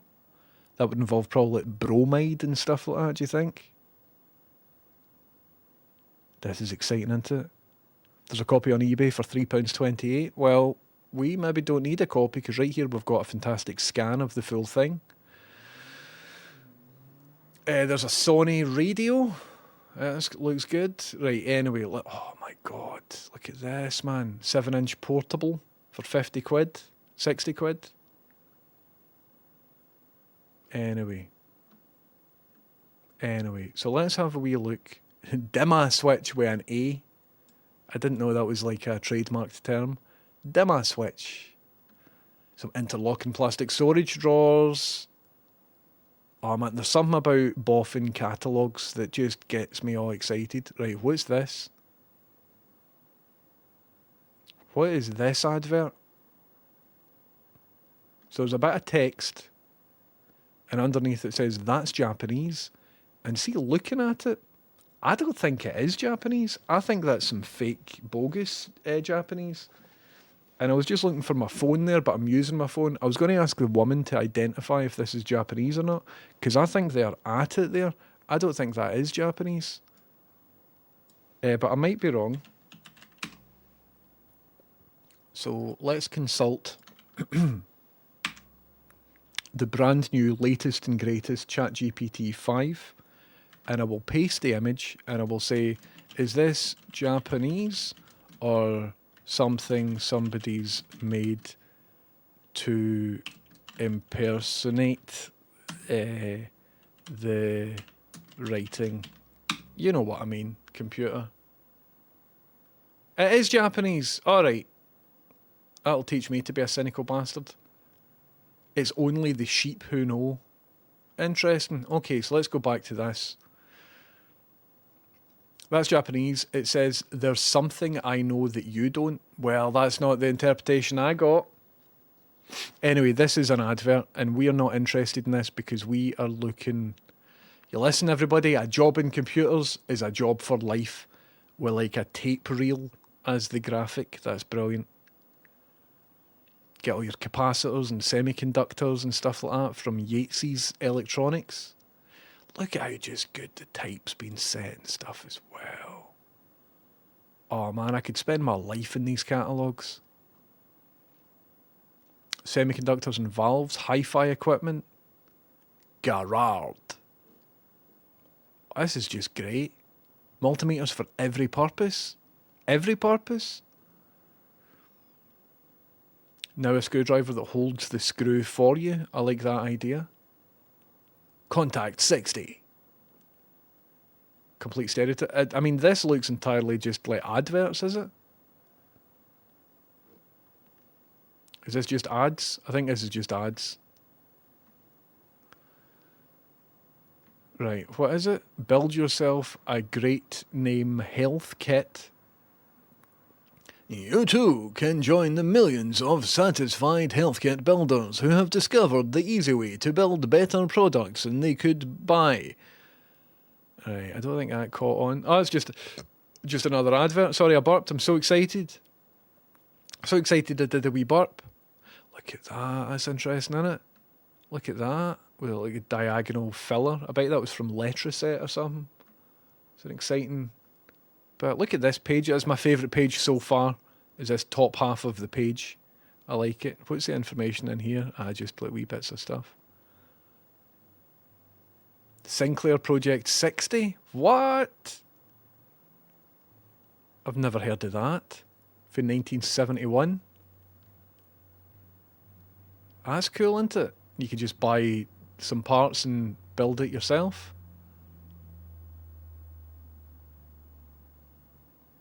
So you could get a simple battery record player, a mains powered record player, a stereo amp, an outdoor PA system, an indoor PA system, high pass and low pass filters, or just a radio tuner. I didn't know Sinclair did radios. That's interesting, isn't it? Z is on page 484. I'll get there. I'll get there. This is exciting, isn't it, everybody?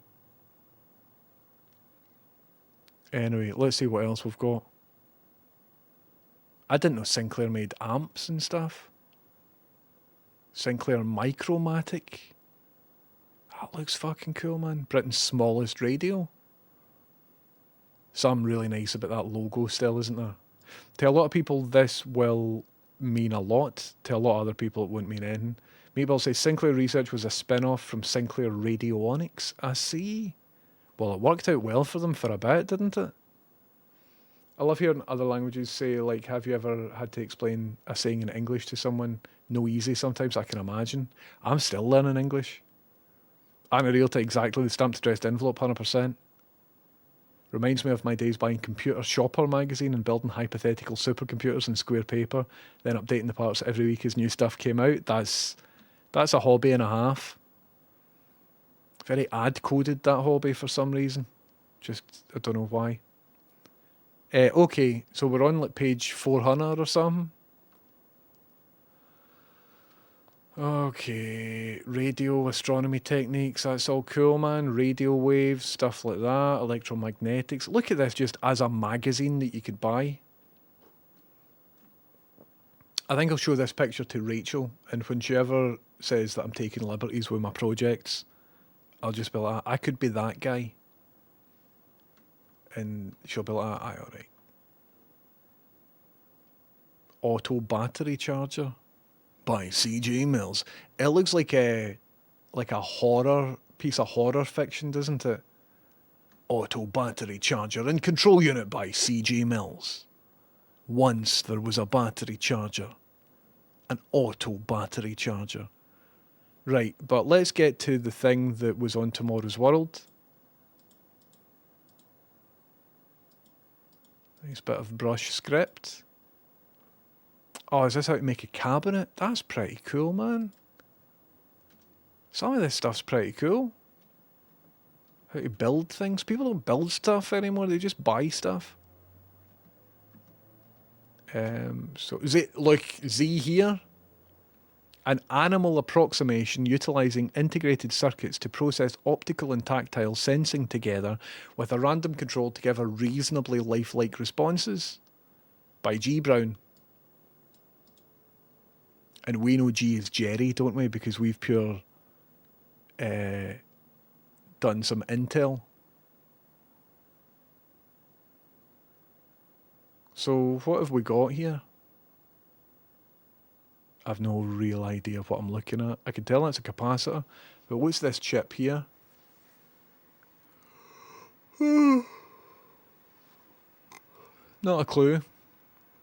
But it looks very, very straightforward to build. These are two motors. That's like just logic switches into it to make it go backwards and reverse and things. Supply A. Not too sure. Load sensing, so that will detect if it crashes into something. Capacitor to ground for some reason. So these two resistors here, is that a voltage splitter? There's a transistor here that is maybe acting like an amp. But I don't know what this is. The circuit description will have as a basis only the area switching for... bored. I'm just bored. A Schmitt trigger. So I don't know what a Schmitt trigger is. But I think that'll be when the motors are overloading. It'll act like a switch. So that's a noise generator in the clock. I mean, you could do all of this in about 3 lines of Arduino code nowadays, couldn't you? Look at all the components you need for that. I mean, guys, we could maybe build one of these. Do I want to build one of these? Nope. Nope. Should I build one of these? Nope. Nope, nope, nope. Am I going to build one of these? No. But I'll think about it for about 4 weeks, buy all the stuff, try and build it for about 2 or 3 days, and then after that lose all interest and carry it about from house to house. What I really enjoyed though was the thrill of the hunt. See, just being able to see that on Tomorrow's World and then find the name of the guy and all of that sort of stuff.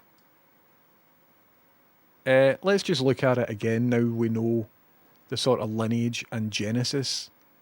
That was made by a guy called Jerry. We've just read his article in the magazine. How cool is that, man? That's kind of cool.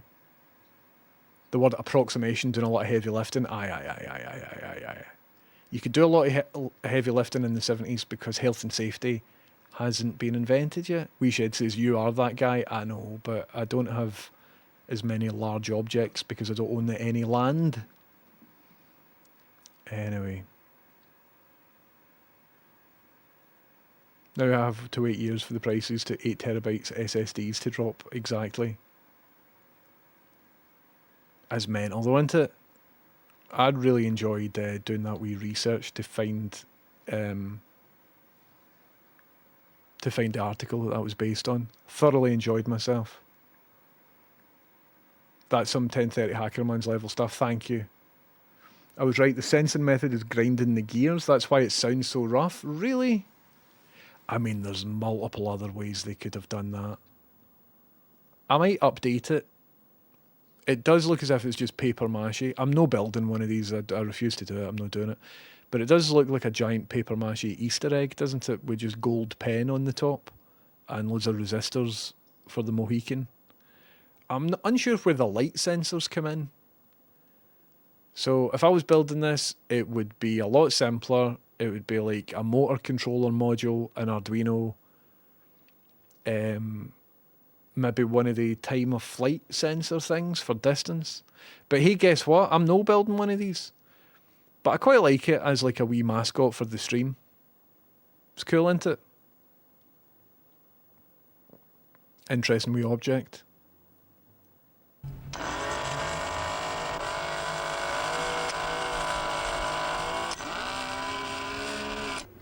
Fred would absolutely destroy that, man.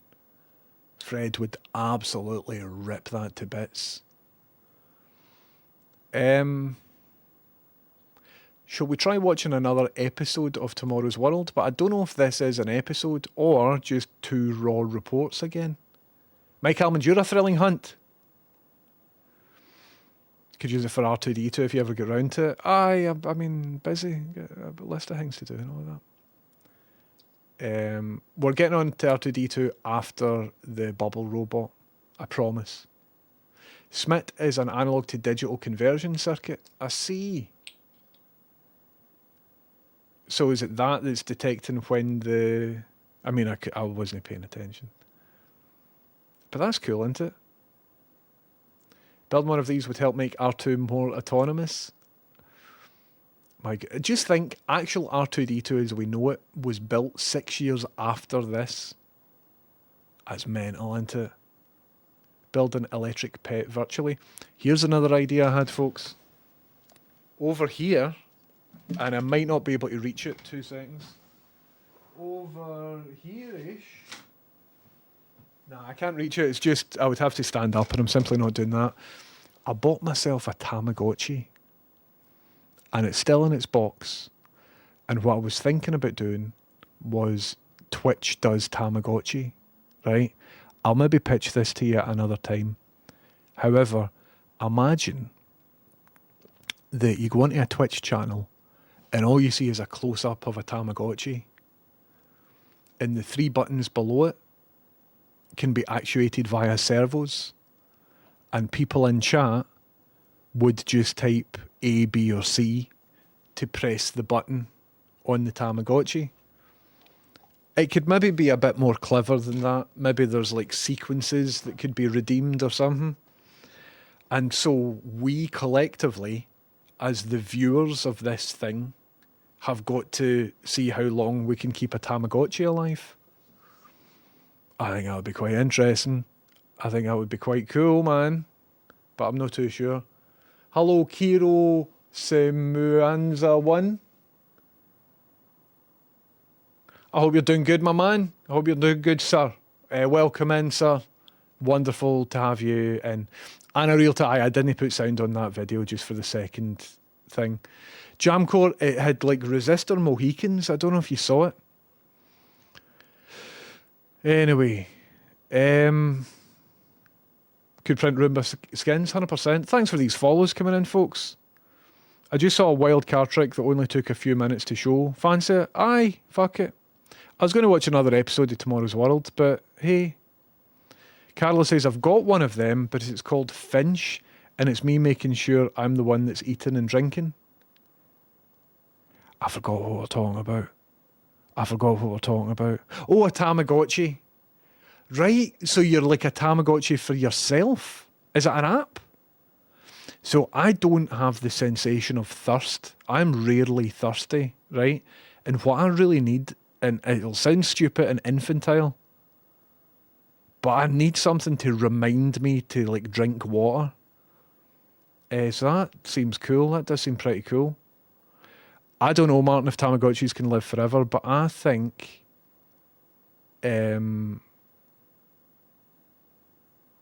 we could do it. I don't know if we should do it, but I think we should do Twitch does Tamagotchi. Right, everybody, do you want to see a magic trick? Learn the best self-work. I don't like self-working card tricks, man, because they usually involve maths and counting. And as soon as you ask a spectator to do maths or counting, they just check out, man, and they try to get to the end of the trick as soon as they possibly can. And as soon as it's concluded, they'll try and walk away from you. So for that reason, I typically don't like self-working card tricks. However, let's give them the benefit of the doubt. I will give you a minute of my time.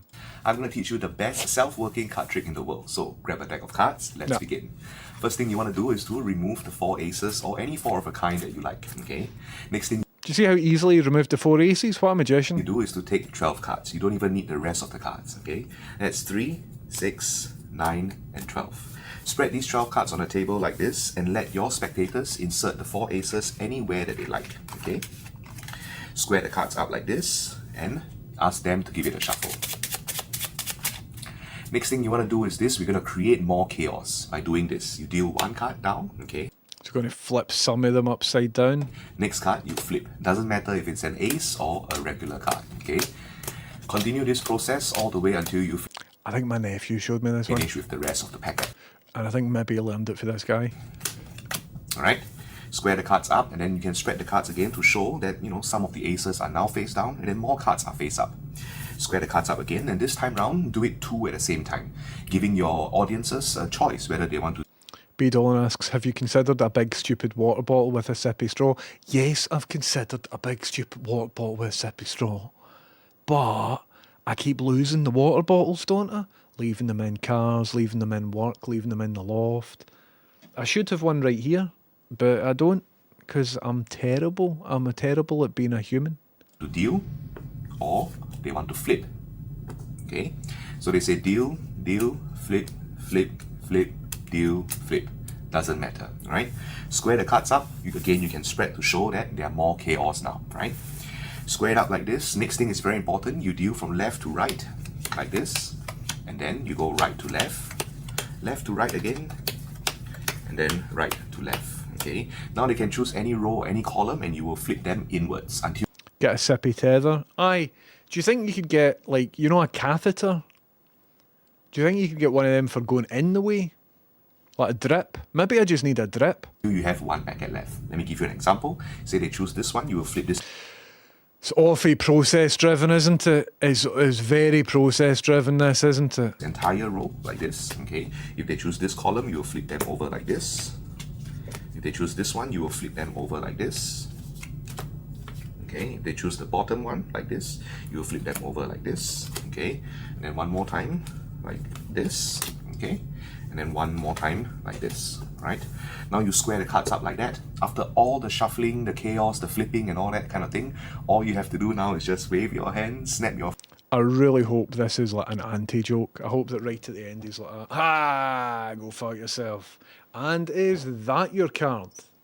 I really hope it's something like that. See if it's just the 4 aces are normal again. Fingers, all the cards will turn face down, all except for the 1, 2, 3, 4 aces.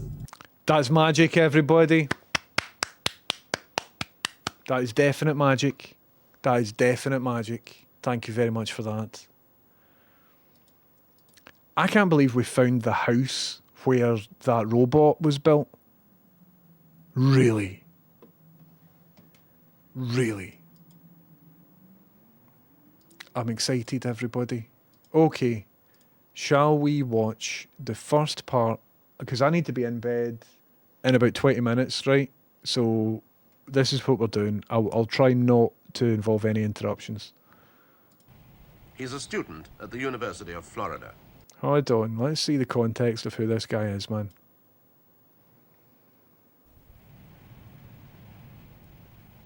He's a student at the University of Florida. All right, so His we... name is Joe Ingrazier, and he's totally blind. He has been since birth. Joe is the center of a scientific experiment. He's got a bit of 1030 energy about him, doesn't he? Because he has the most amazing memory. As a child, Joe earned his extra pocket money by betting other children that he could tell the type and year of any coin by the sound it made when they spun it on the stones. That's a Thomas Jefferson nickel. He still does this to amuse his fellow students. I love that. That's brilliant. That's an excellent, excellent trick. The extraordinary thing is that Joe only has to listen to the ring once, and he never forgets it. That's a trick, obviously, though. He's being cued. By understanding how Joe's memory works and its connection with his acute sense of hearing, it may be possible to train other people to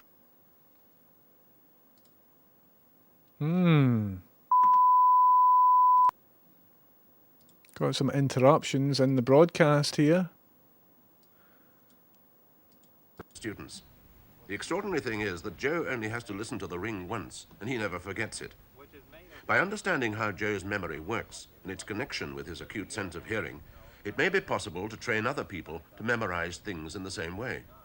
It may even mean we could use our sense of hearing to greater effect.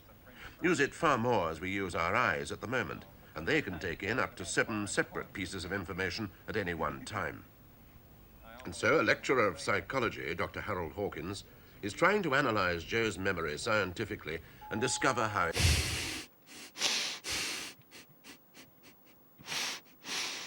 That's funny. He's obviously doing a trick, right? And this apparatus won't get you to the result. it operates.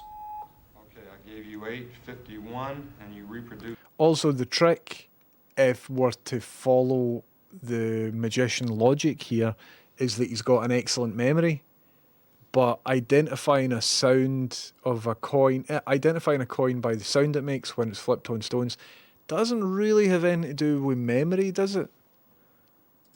855. It's not too difficult to recall a single sound tone, but if scientific conclusions are to be drawn from Joe's abilities, then observations must follow a definite pattern, starting with easy problems and leading on to far more complex ones. Okay, I gave you 926.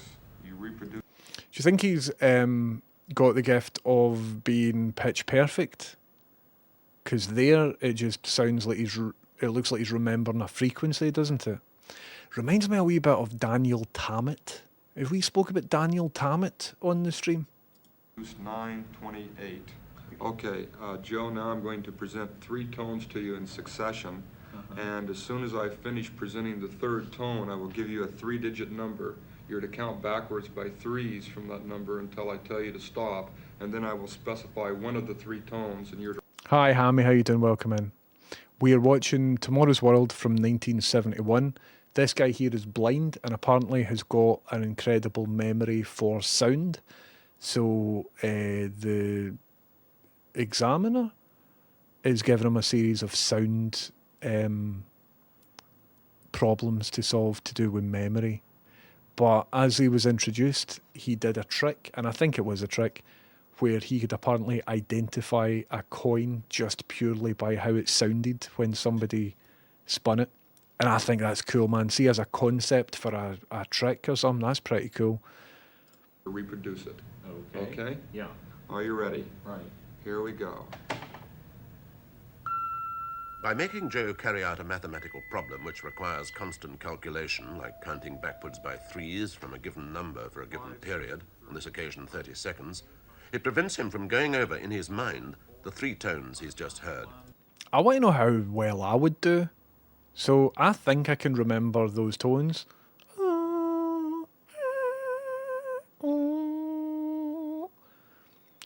They sound different coming out my voice than what they are in my head. 548, 545, 542, 539, 536, 533. To actively memorize anything under these conditions is extremely difficult. There aren't many people who could do this. Joe can recall the tones Mr. K. Watkins, exactly. I want massive dials on my machines.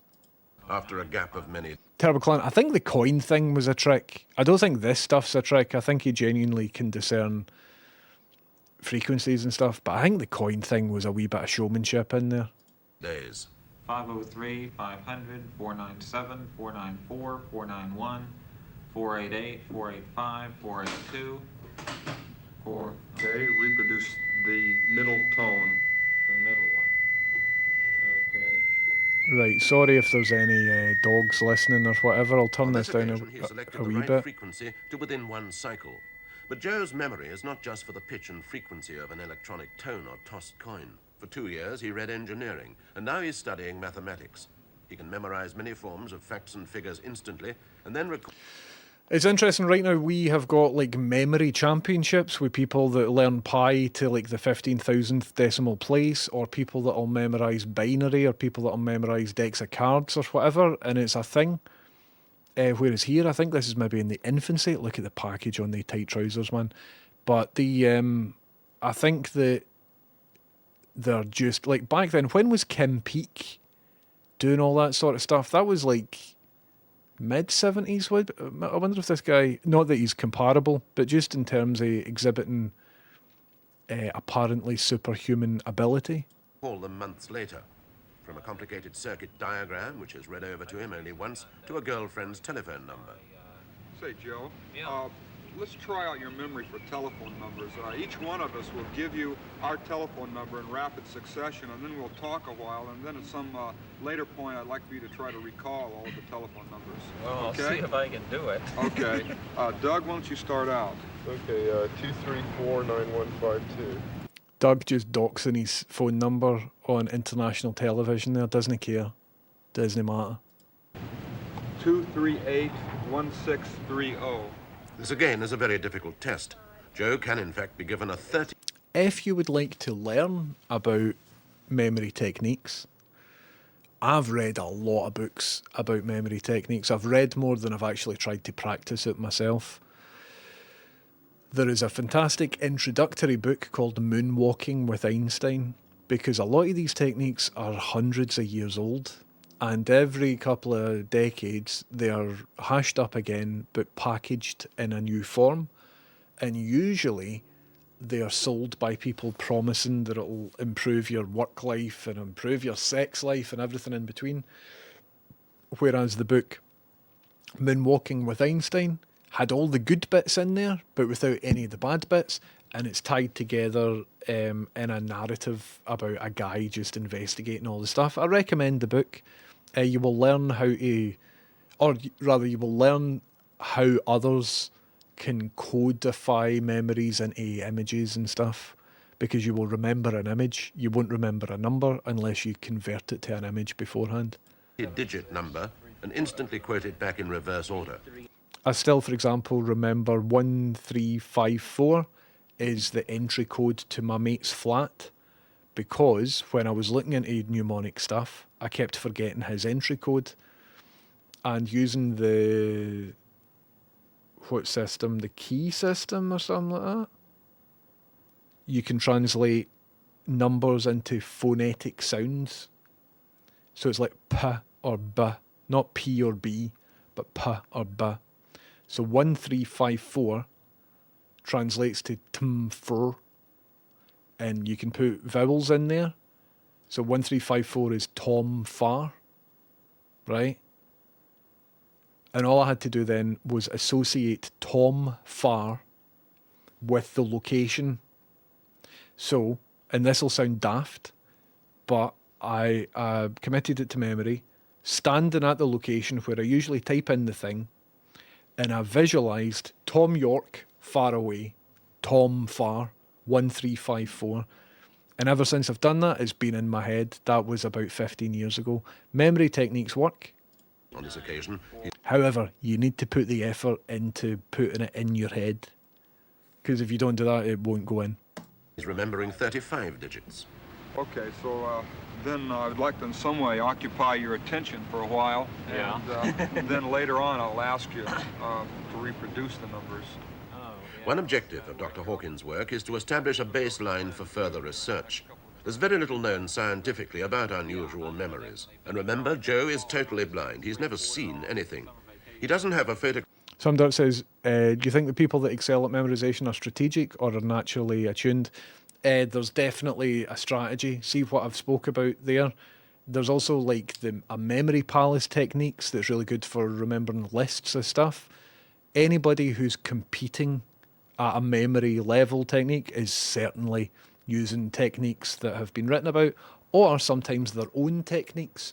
So the book that I referenced there, Moonwalking with Einstein, what he added, it was a guy called Joshua Forer, and what he added was something called a person-action object form of Loki, which is very sophisticated and very, very cool. But I won't go into detail here because I'll still be talking about it by the time this is finished. But I highly recommend it, Moonwalking with Einstein. Finally, a memory tool to help me remember sex things. There you go. Well, people were using these memory techniques for ages, and it was the Victorians that stamped it out. So a lot of this stuff came from Greeks and, philosophers and writers and stuff. But it was the Victorians that stamped it out because, right, remember the image of Tom far that I just said? I visualised Tom York far away, and because of a system that I pre-learned, I knew that that image would be applicable to that scenario, right? However, images that you invent in order to represent numbers, right, usually they don't stay in your head. If it's something mundane, like Tom York far away, Tom far, usually that's not memorable. So what people are invited to do is make these fabricated images suggestive, make them sexy, or make them violent, or make them like loud, or something like that, so as that you remember that thing. And it can be visceral. It can be like you try to remember your shopping list, so you've associated that with a journey that you take, and the journey starts in your bed. So when you get out of bed, you put your feet on the floor, but your feet just have got custard everywhere, and there's custard getting between your toes, and you can feel it, and you take a moment to like commit that feeling, because custard's the first item in your shopping list, for example, right? The Victorians didn't like that. They thought that was like witchy pish, being able to visualize something or being able to make something violent. So if you've got an image you need to remember of a thing disappearing, like a Coke can disappearing, you can't just picture it disappearing because nobody's going to remember that. You need to imagine it getting like blown up and blown to pieces, and maybe a shard comes towards you and you need to duck out the way and all of that. Victorians didn't like people using that level of imagination. So they just stomped out the memory techniques that people have been using for hundreds of years before, and developed like the rote memory system that we still use today, where if you want to learn a sequence of numbers, you just pure like kind of Victorian school child, man, write it out multiple times until it goes in.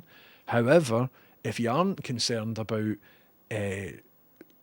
conducting business with the spirits, or if you don't think the spirits exist, then you can use the mad Greek methods of memory, and I think we should get that back. I think it's something the Victorians stole from us, and I think we should get that back and get familiar enough with it to teach our children.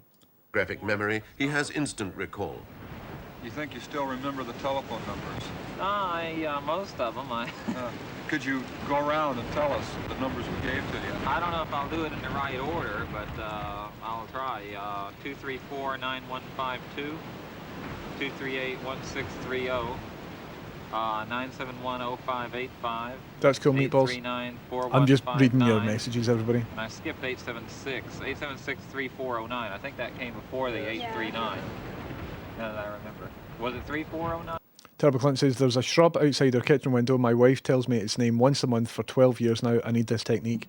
WeShed earlier says that I have never been able to remember names.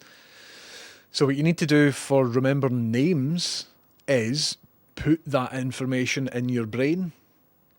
So the next time you hear somebody's name, they'll be like, hiya, my name's Tom. You shake their hand, you say, hello, Tom, my name is blah, blah, blah. If you say the name immediately after they've said it, you've got a higher likelihood of it actually going into your brain. Quite a lot of people think they have bad memories. Actually don't have bad memories, they just don't do the first bit of it, of like sticking that information in your head. Because unless you stick it in there, you won't be able to get it out. Am I right, Raiders? Eh? Welcome in, folks. I'm on my phone today, so my the camera quality's not as good. I usually look fantastic, and I don't look fantastic today, everybody. And I don't look as fantastic. Welcome in, Scott. Welcome in, Scott. Raiding people. I hope you're all doing brilliant. I'm 1030. I go by he, him. Sound.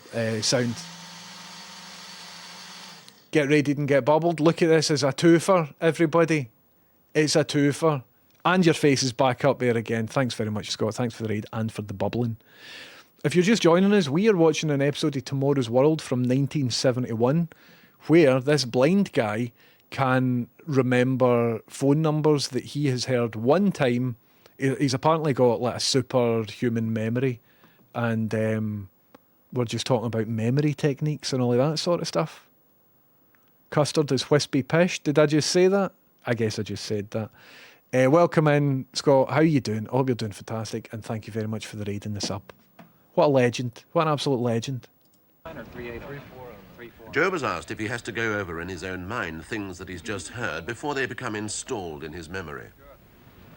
No, I really don't. Well, depending on what it is, if it's a long, complicated circuit, like with, let's say, you know...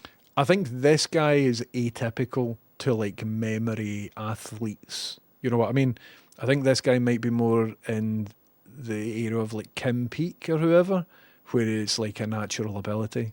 15 or 20 transistors. I'll have to rehearse something like that, you know, in parts. I'll remember it in parts. But ordinarily, like if it's just letters and numbers, I'll just...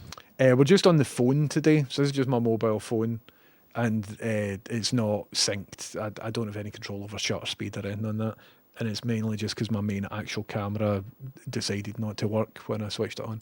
Put that in, you know, clean. He looks like somebody. Who does he look like? Actor guy? The attorney? What's he called? One took over the line. One took over the line. What's his name again? Just admiring the shape of your skull. Do you know who I'm on about? Well, it looks like him. And it's in, basically. I won't have to go over something simple like that. And are you able to forget as easily as you remember? Fear and Loathing in Las Vegas. The guy that isn't the main guy. Fuck's sake. Del Toro, Benicio Del Toro.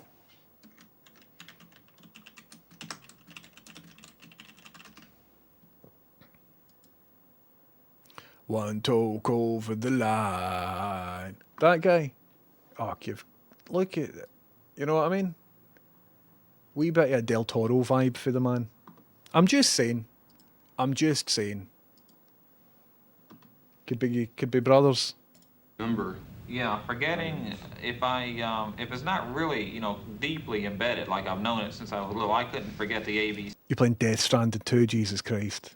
or, you know, the Lord's Prayer or something like that. But, like, let's say a phone number that I just, you know, like stored, let's say a couple of years ago, and I find out it's changed. I remember the new number, and I just forget the old one, and later on, when I try to remember it, I can't remember it for the life of me because I've sort of disposed of it. I've heard that memory athletes, if they've got a memory palace and they've filled it with objects to remember a shopping list or something like that, after the shopping list is used, they need to then go into the memory palace and destroy all the objects so that memory palace is fresh and clean for the next thing that they need to remember. That's kind of interesting. In the past, Joe's memory has sometimes led him into trouble. By memorizing the frequencies and rhythms of the various tripping out circuits in the telephone system, he's developed a technique of first dialing certain codes and then obtaining long-distance calls by whistling. It's meant he hasn't had to put any coins in the slot. That's phone freaking, isn't it? But just doing it via whistling? Jesus Christ, man. I'm surprised he didn't get locked up for that.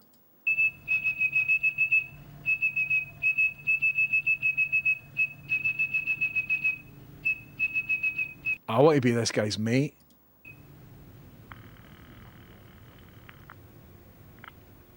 This is the BBC New York. The office is closed at present, but if you wish to leave a message, please do so after the tone. Last year, he was told if he didn't give up the habit, he'd have to leave the university. On the other hand, the telephone... I like that wee inset shot there. Look at this. Last year, he was told if he didn't give up the habit, he'd have to leave the university. On the other hand, the telephone company offered him a job. Studies of memory are now being carried out in several universities, some of them in Britain, but few are with subjects as unusual... Aye, Captain Crunch, but without the whistle. ...or indeed as willing as Joe. The first paper on Dr. Hawkins' findings should be finished soon, and it could prove to be one more step in the desperately urgent struggle to understand the intricate workings of the human mind. Admiral Crunch now. That was amazing. So I think what I've stumbled across isn't a real episode of Tomorrow's World, but rather like the rushes or the full packages of different things that would be used in a right episode of Tomorrow's World. So we don't have any presenters or intro music or whatever. We've just got isolated packages. But that's quite interesting because we've got like things like this, wee bits of graphics at the start that usually you wouldn't see.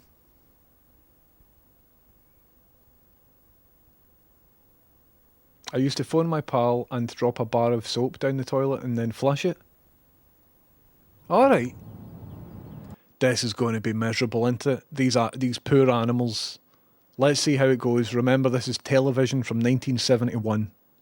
As soon as it gets pish, as soon as he mentions the word abattoir, kill floor, fetus, anything like that, stoma, do you know about that? Don't look it up if you don't. Don't look it up if you don't.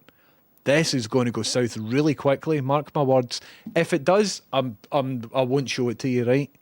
I hope it's a story about how technology have made cows happy. I'm sure it is. I'm sure it's a happy story. Let's find out. This is a brucellosis-free herd. The cows will not be allowed to come into contact with other animals. Many cattle markets can't at the moment handle registered brucellosis-free animals because of this restriction. But many farmers whose herds are not officially free of the disease want to buy only uninfected cows.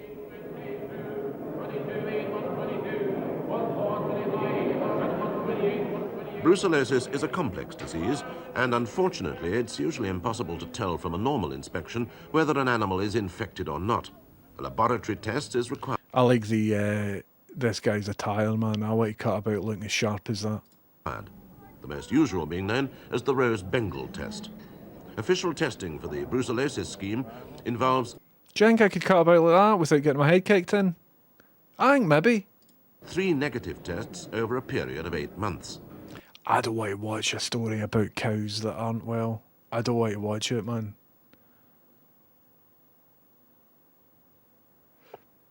We are getting some close-ups, though.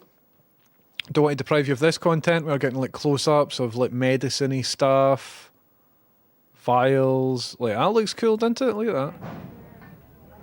The success or otherwise of the test depends on the exact amount of antigen and blood serum being mixed. So the dispenser has a special top with a dropper nozzle incorporated. This allows only 0.03 microliters to drop onto the test plate. Now the blood sample, which has had time to separate, is ready. A calibrated capillary tube draws off an equal amount of blood serum. The serum drop is placed on the test plate opposite the antigen.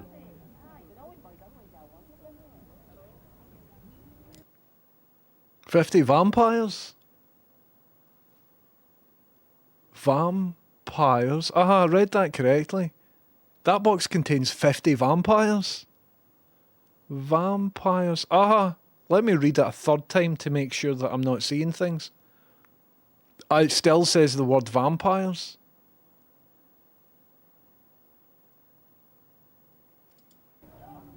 Each test requires a new clean stirrer, and the test chemical and the serum are mixed together. The test plate is now rocked for exactly 4 minutes, after which time a result is obtained. Shit like that just doesn't seem scientific at all, does it? Like, fuck about with it for exactly 4 minutes. A negative result, even without granules or clumps, but a positive result has an unmistakable granular appearance. Well, this is negative, all right. Right, well, it's fine. Fine, thank you. No single test for brucellosis can be regarded He was a bundle of laughs. I want to imagine working with that guy. as conclusive, whether performed by a vet in the field, as we've seen, or in a laboratory. Nevertheless, it would be most unlikely that a veterinary surgeon would advise a farmer to bid for an animal that had given a positive indication. Apart from the ministry official testing scheme, the new kit could be a useful step towards the eradication of brucellosis. Right. I wonder if these are the video packages that didn't make it onto TV, because that was boring as fuck. The one that we saw about the robot wasn't Tomorrow's World quality, and then the one that went on for 20 minutes with the guy drawing diagrams of sperm, I don't think was TV worthy either. So we've maybe found the dregs of Tomorrow's World.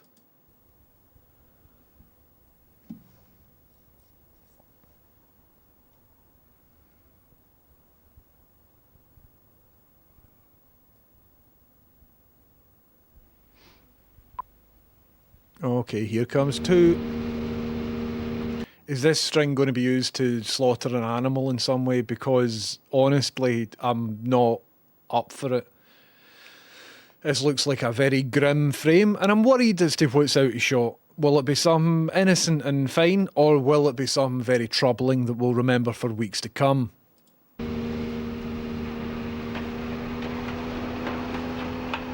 I think we're fine. I think we're fine. I think we're okay. Yep, we're good. We're good.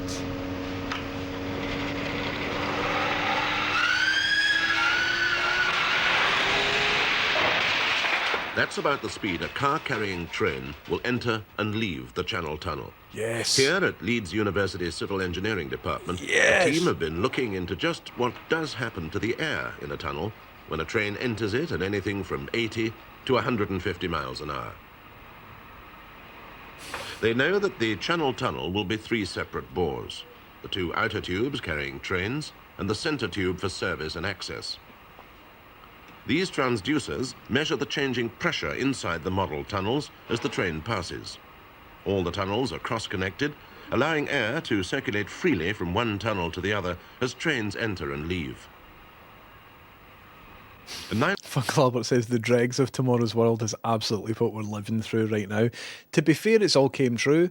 Cows are still fucking ill and getting mistreated. The Channel Tunnel did happen. Whatever this guy's up to, it worked. And we've got wee shitty Roomba robots kicking about. The dregs of Tomorrow's World has came true. A nylon cord is used to whip the train down the tube. After this has been carefully laid out, the train itself is checked for free running. 130 feet away at the other end of the tunnel, the winding gear is started. Sometimes I do need a lab coat, don't I? I think I need a lab coat, one of the bonnets, and like a wee smock or whatever it's called. I don't know. Series of tubes. That no. So Beadle, the Channel Tunnel is a series of tubes, but you're thinking about the internet, aren't you? What senator was it that said that? And then years later, everybody was like, "Do you know what? He's actually right. He is actually right. It's sort of how the internet does work." All clear, and within seconds, the train reaches top speed. The transducers feel the air pressure leap as the train passes, and as it roars into daylight, the results are already rolling off the recorder.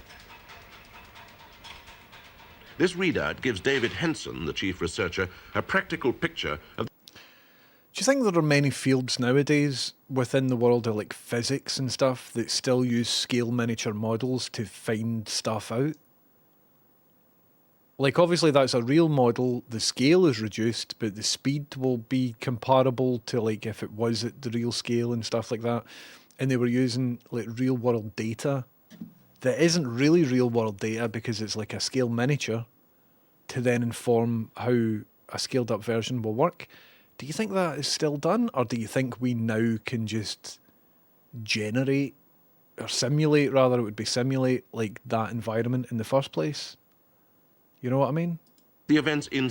Nah, George Bush didn't say a series of tubes. It was one guy who came and went, and I've no seen him before or heard from him since.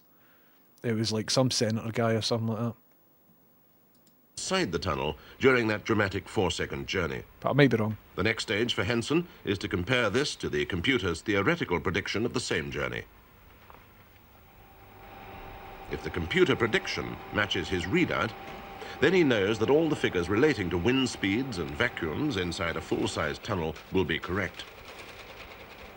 He recalls his program from the computer memory bank and waits for the prediction.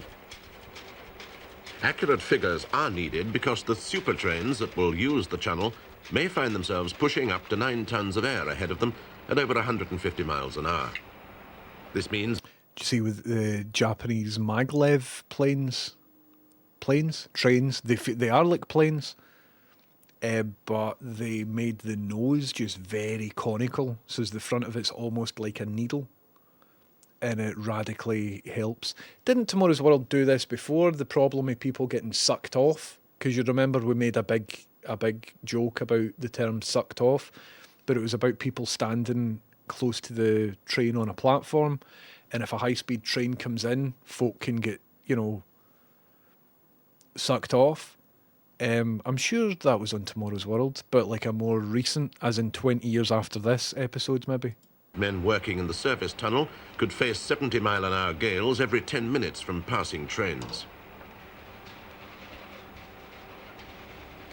A graph plotter connected to the computer... There you go. Japanese copied the kingfisher's beak as nature was solving the same issue. There you go. ...draws out the predicted curves. I'm sure we watched it a few weeks ago. And Henson can see immediately that the two readouts tally nicely. Next month, he'll present his findings in a paper to the Institute of Civil Engineers. From these facts, a tunnel could be built with all the critical factors already known. So next time your ears go pop when the 750 rumbles into the tunnel, just think about this. Folkestone to Calais in 11 and... Would you call that undercranked or overcranked? Because it's definitely shot on film, isn't it? That would be undercranked. ...quarter minutes, down a tunnel 28 miles long. The colour in this package really didn't hold up, did it?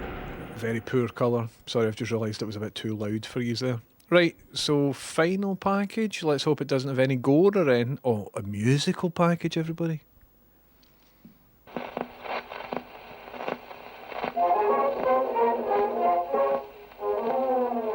In the hi-fi, multi-channel stereo 70s, there are still a few individualists who appreciate an original vintage sound.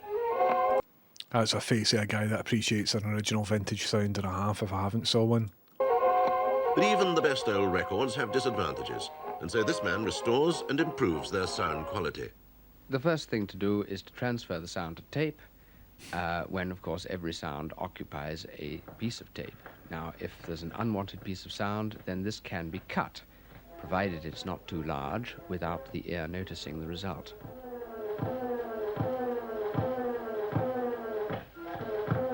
Surely that will be a destructive process, though, if you record the record to tape, make an edit, and then cut a record again.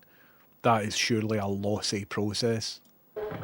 So when he says it's improving the sound quality... It's practically impossible to alter a sound when it's a fraction of an inch in a record groove. But if you transfer music and crackles onto... It is Kevin Eldon. It absolutely is Kevin Eldon. It is as if we were watching an episode of Look Around You. Tape, you can alter it much more easily. Once all the imperfections are recorded onto tape, the gramophone is...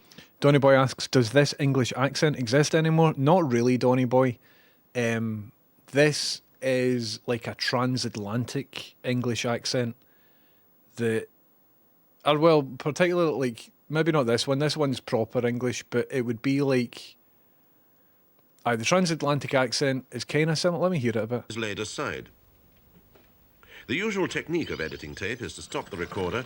I think this is firmly English. The transatlantic accent is what we heard when the blind guy phoned BBC America, and the woman's like, hello, this is BBC New York. And it was like a mishmash of, I think it was around about the time the phone was invented, or radio or something, that became popular, and it was like an accent that could be understood by both sides of the pond. Whereas I think this guy here is just a posh English accent. And mark the point to be cut with a wax pen. Sort of voice that would say sexual harassment instead of sexual harassment. That sort of guy. The tape is then cut on a solid block of metal.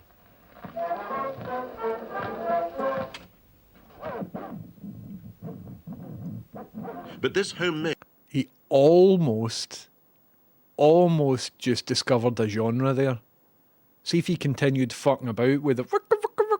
He almost discovered a new musical genre there in 1970, whenever this was.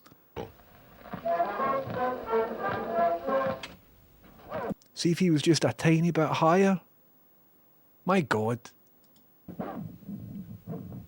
Nearly, mate. Keep But going. this Keep going. homemade editing block has Fucked the it. playing head from a tape recorder mounted in the middle, so that when tape is drawn slowly backwards and forwards under pressure, each sound is reproduced at a slow speed. Every crackle can be made to sound like a lengthy plop, and its duration can be marked easily.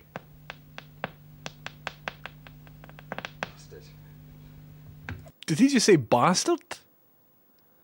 Did you hear that? I'm sure the guy just went bastard. Turn it up. I'm sure he just said bastard.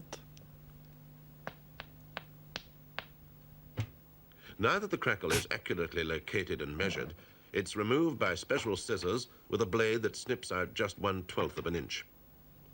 What was a 1/12 of an inch? The fuck, man, make me do that. The sound that's gone lasted about 1/90th of a second. What?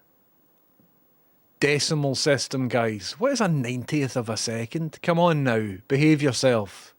When the tape is joined together again, the human ear will not usually discern that anything is missing. Even several hundred joins like this will only shorten a piece of music by a few seconds. The only time that a crackle must be left in is if it coincides precisely with the first moment of a note. If he cuts that, he loses the sound. Sometimes I'll work on a record for hours, sometimes days, sometimes months. But to bring a sound from the turn of the century to the standards of the 1970s, there comes a point at which a man physically editing the tape can do no more. He's fucked, ain't he? Look at that guy, man. He's been doing this job far too long. Far too long. Also, he's inhaled some lead solder. You can tell, can't you? He's only 17 years old. Did you know that? He isn't, I don't know. Now the electronic control of sound frequencies takes over. With this instrument, I can selectively increase or decrease the effect of various frequency bands, and so change the character of a recording, either advantageously or disadvantageously. Tape is absolutely wild, isn't it? See all the stories of like the Beatles with tape loops and pencils and stuff like that. Just a lot of fannying about, isn't it? And it easily could just break at any point. Already the sound quality has improved enormously. But sometimes a disc that looks perfectly preserved sounds quite atrocious. It could be that the original recording was made with the grooves cut at an unusual angle. The expert may simply recommend that for good sound reproduction, the needle should run along the side of the groove. Am I being silly? But would it not be easy to just go and buy a new copy of the record? And even if the worst happened, rather than paying him? Because it looks as if he's doing all right for himself. He's got all this kit and things, you know? He can afford his cigarettes and his healthy beard. So rather than pay him 3 days to fix a scratch on your record, unless it's like limited edition stuff, but back then, records basically just got invented, innit? So just go to HMV, get a new copy if you've scratched it. and the acetate shrinks from the surface of this rare jazz record, it is still possible to recreate the sound. I imagine showing this guy Audacity or like Ableton or anything. An incredible jigsaw puzzle may now take several months to complete. At the end, a glued and restored record will have even more violent crackles than usual. Then another marathon taping and editing session will start again. If a note is lost or scratched out, an identical one can usually be recorded from another section. And if that's impossible... No. Piss off. Really?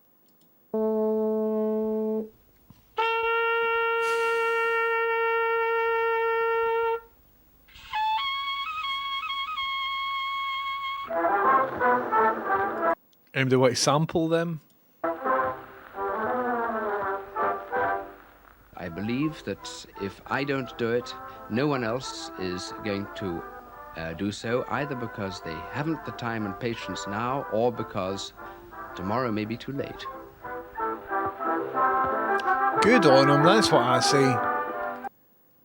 That's what I say. Some guys, rather than go to therapy, will take the most convoluted, excruciating process to remove a scratch from a vinyl record, even if that involves replicating the exact note using a bassoon. The fuck is that? Looks as if you smoke something out of that.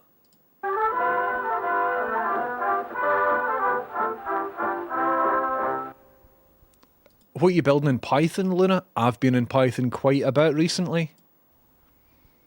Right, I think we've maybe got one more thing. Sorry, was the audio bad there? Oh, remember... Shut up. Sorry, folks. It's a double raid. Hello, Fox Comedy. How's it going? Welcome in. What's happening? That's right. If you raid, you get your picture there, you get your name there, and you get a bubble blast. So that's pretty cool, isn't it? Welcome in, man. How's it going? I hope you're doing good. If you are a raider and you don't know me, you should follow me because I'm sound. Also, my name's 1030 and I go by he, him as well. But mainly you should follow me because I'm sound. Today, what we're doing, and if you follow, you get your picture up there, but it's only for a couple of seconds. So if you don't want your picture up there, it's only for a couple of seconds. But all right, how you doing? Today, what we're doing is looking at old vintage episodes of Tomorrow's World and ripping the piss right out it. We've seen a lot of cool stuff tonight already. We just visited this guy who is out his box, man. The guy's absolutely cunted, and he is repairing records cracks using like bassoons and things. That's what you've missed. So it's all excellent stuff. Also, please excuse my camera. My actual camera is not working, so I'm just doing this on my phone. But I've usually got that. It's usually all better. It's usually brilliant. But welcome in, Fox Comedy. And we're not too far from an S. Clarko raid as well. So everybody, how's it even going, man? Desiree just said, oh my god, this is your fucking ancestor, this guy. It might be. Stoucher, how you doing? Thank you very much for the Prime sub. That's a cool profile picture. Stoucher, thanks very much for 15 months. How's it going? By the way, it's a good wee reminder, Prime subs exist. So listen, here is the deal. If you've got an Amazon Prime sub, I can use that to pay my rent. So just like Stoucher just did there, you know, you click a thing and all of that. You might have forgotten that your Prime sub's ready because maybe you use Twitch Turbo or something like that. I don't even know. Prime subs. Stoucher, thank you very much for giving us your Prime sub. Welcome in. How's it going? I think we've got one more video package on Tomorrow's World. Let's just hope this does... Look at that. Insert microfiche. Oh, hold on. We've got a cat on the screen. Somebody followed in the profile picture as a cat. Do you think it's possible for me to adjust my exposure here so that we... Nope, that doesn't do anything.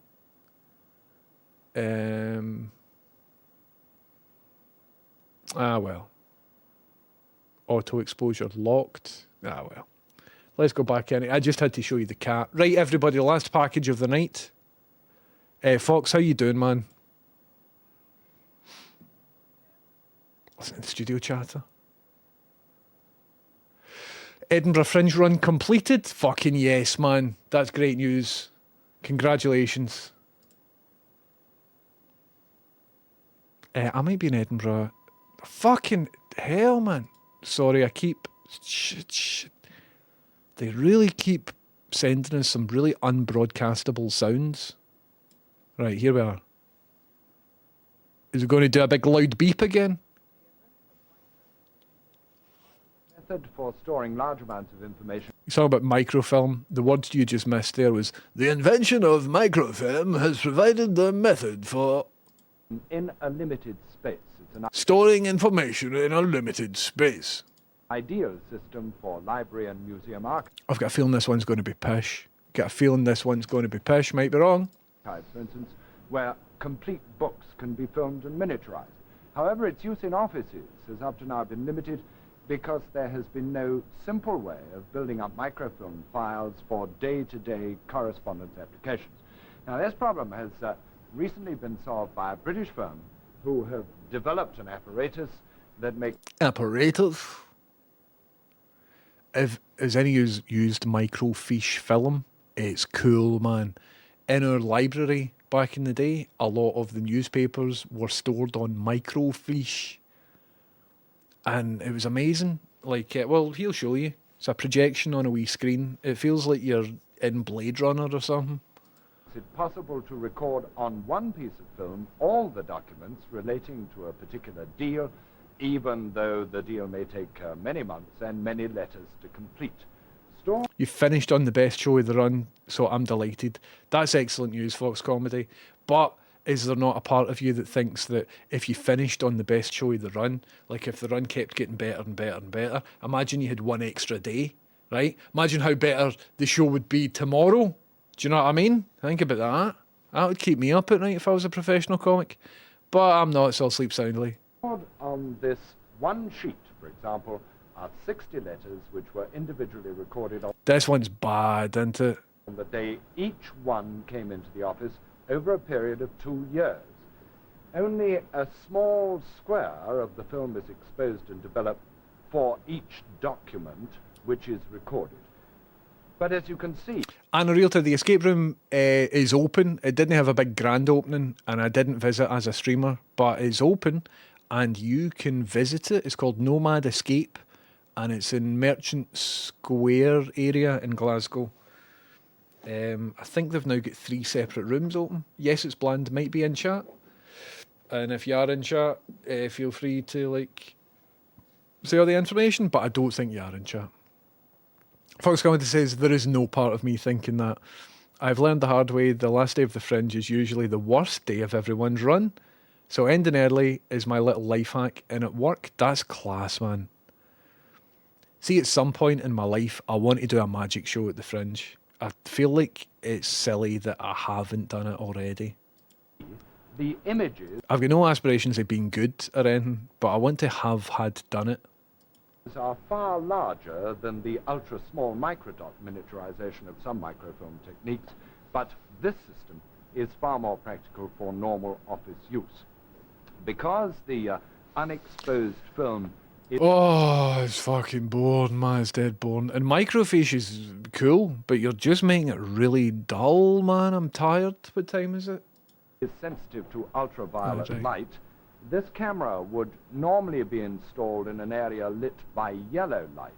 But to demonstrate it in the studio, we have protected the film from the very bright television lights with this orange transparent jacket. Incidentally, if I put it down here, you will be able to see that the jacket itself is coded. I love a close-up with a pointing device in it. I absolutely love it.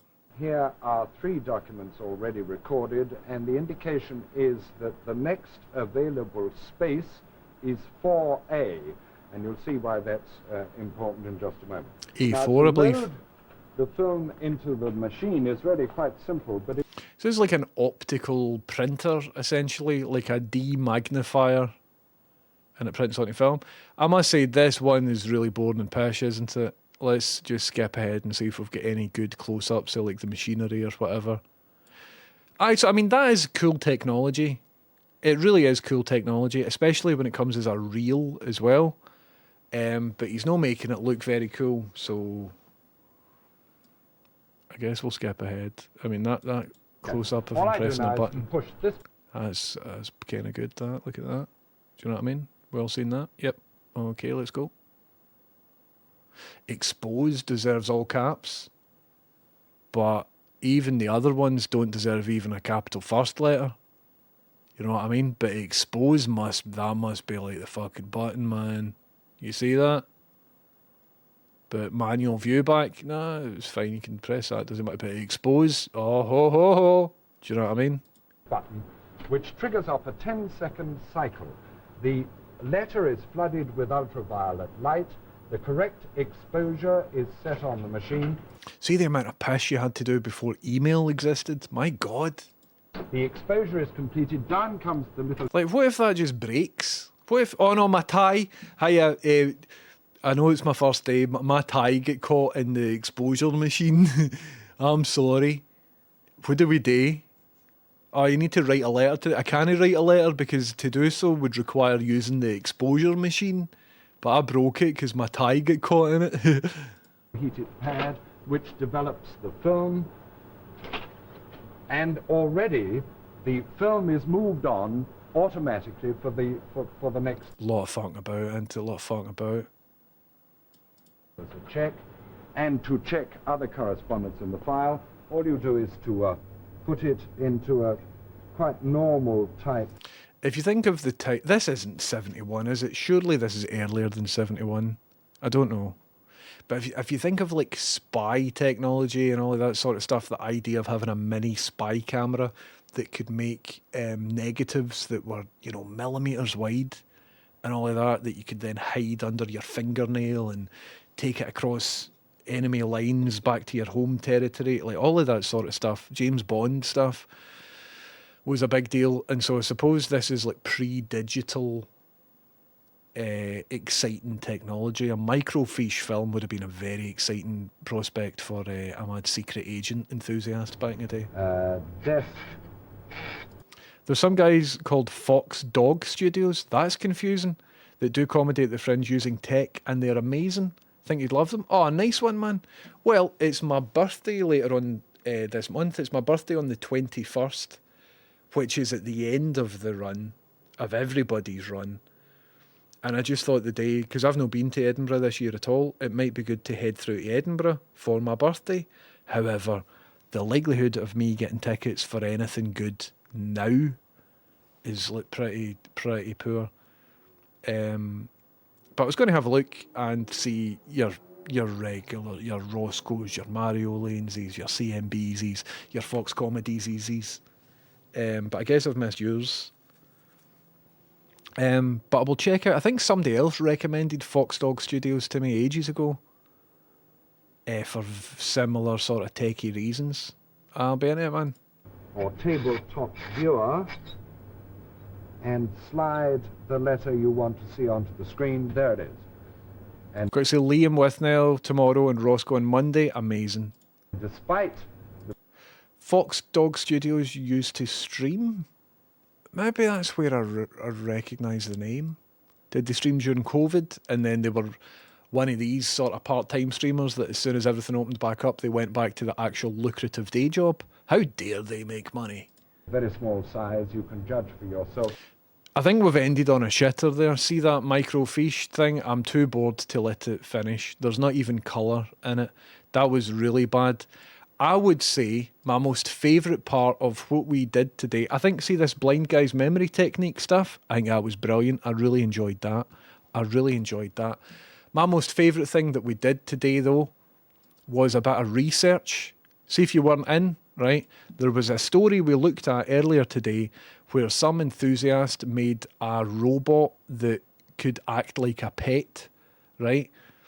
And according to 1970s barrier for success, this was a successful recreation of a pet. Toys is Z's unpredictable behaviour.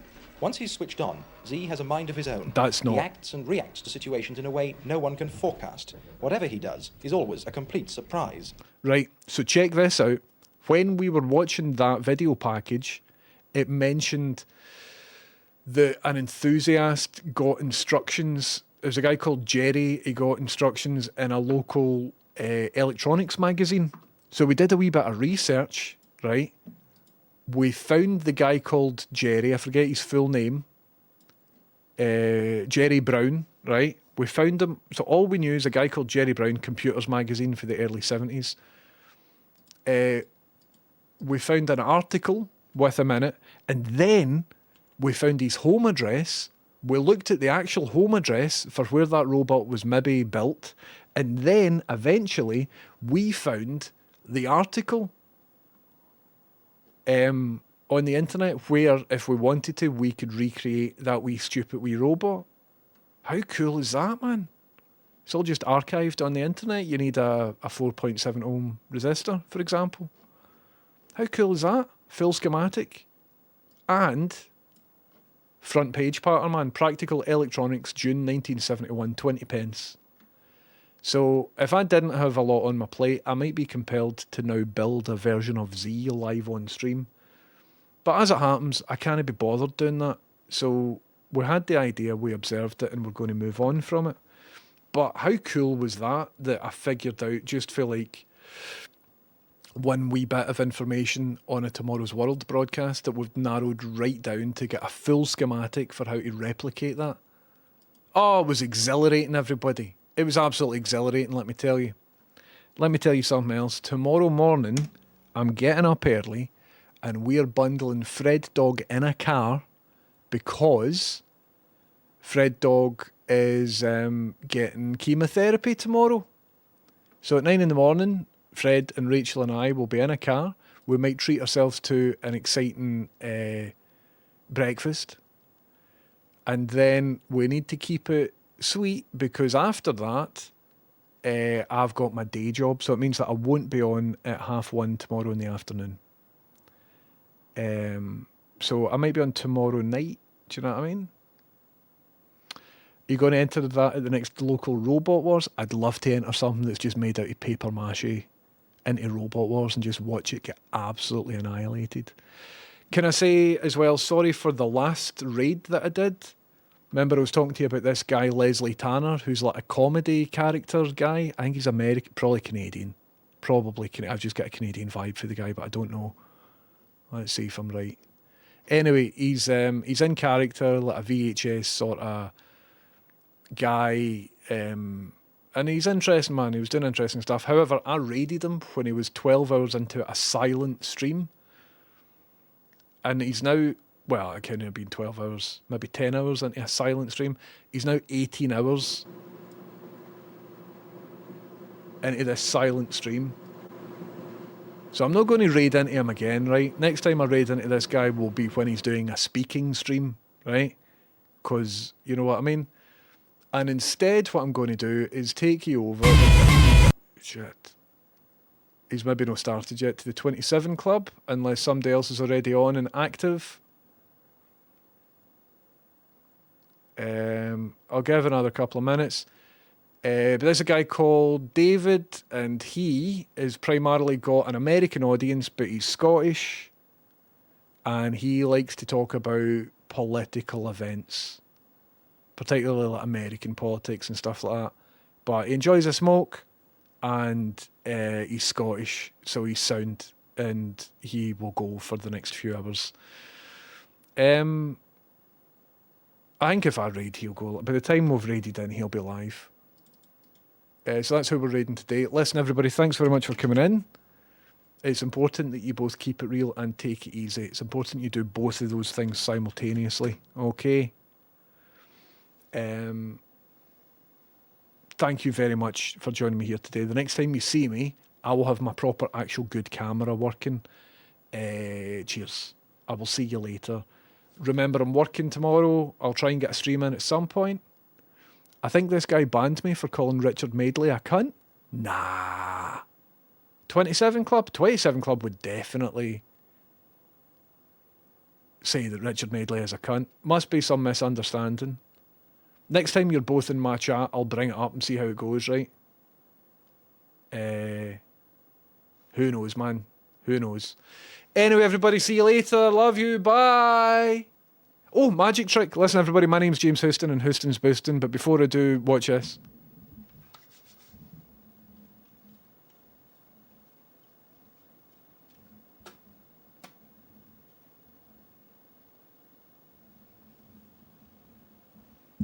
Was that any good? I don't even think it was very good. See you later. That's me done now. Good night, and just remember, don't have nightmares, do sleep well.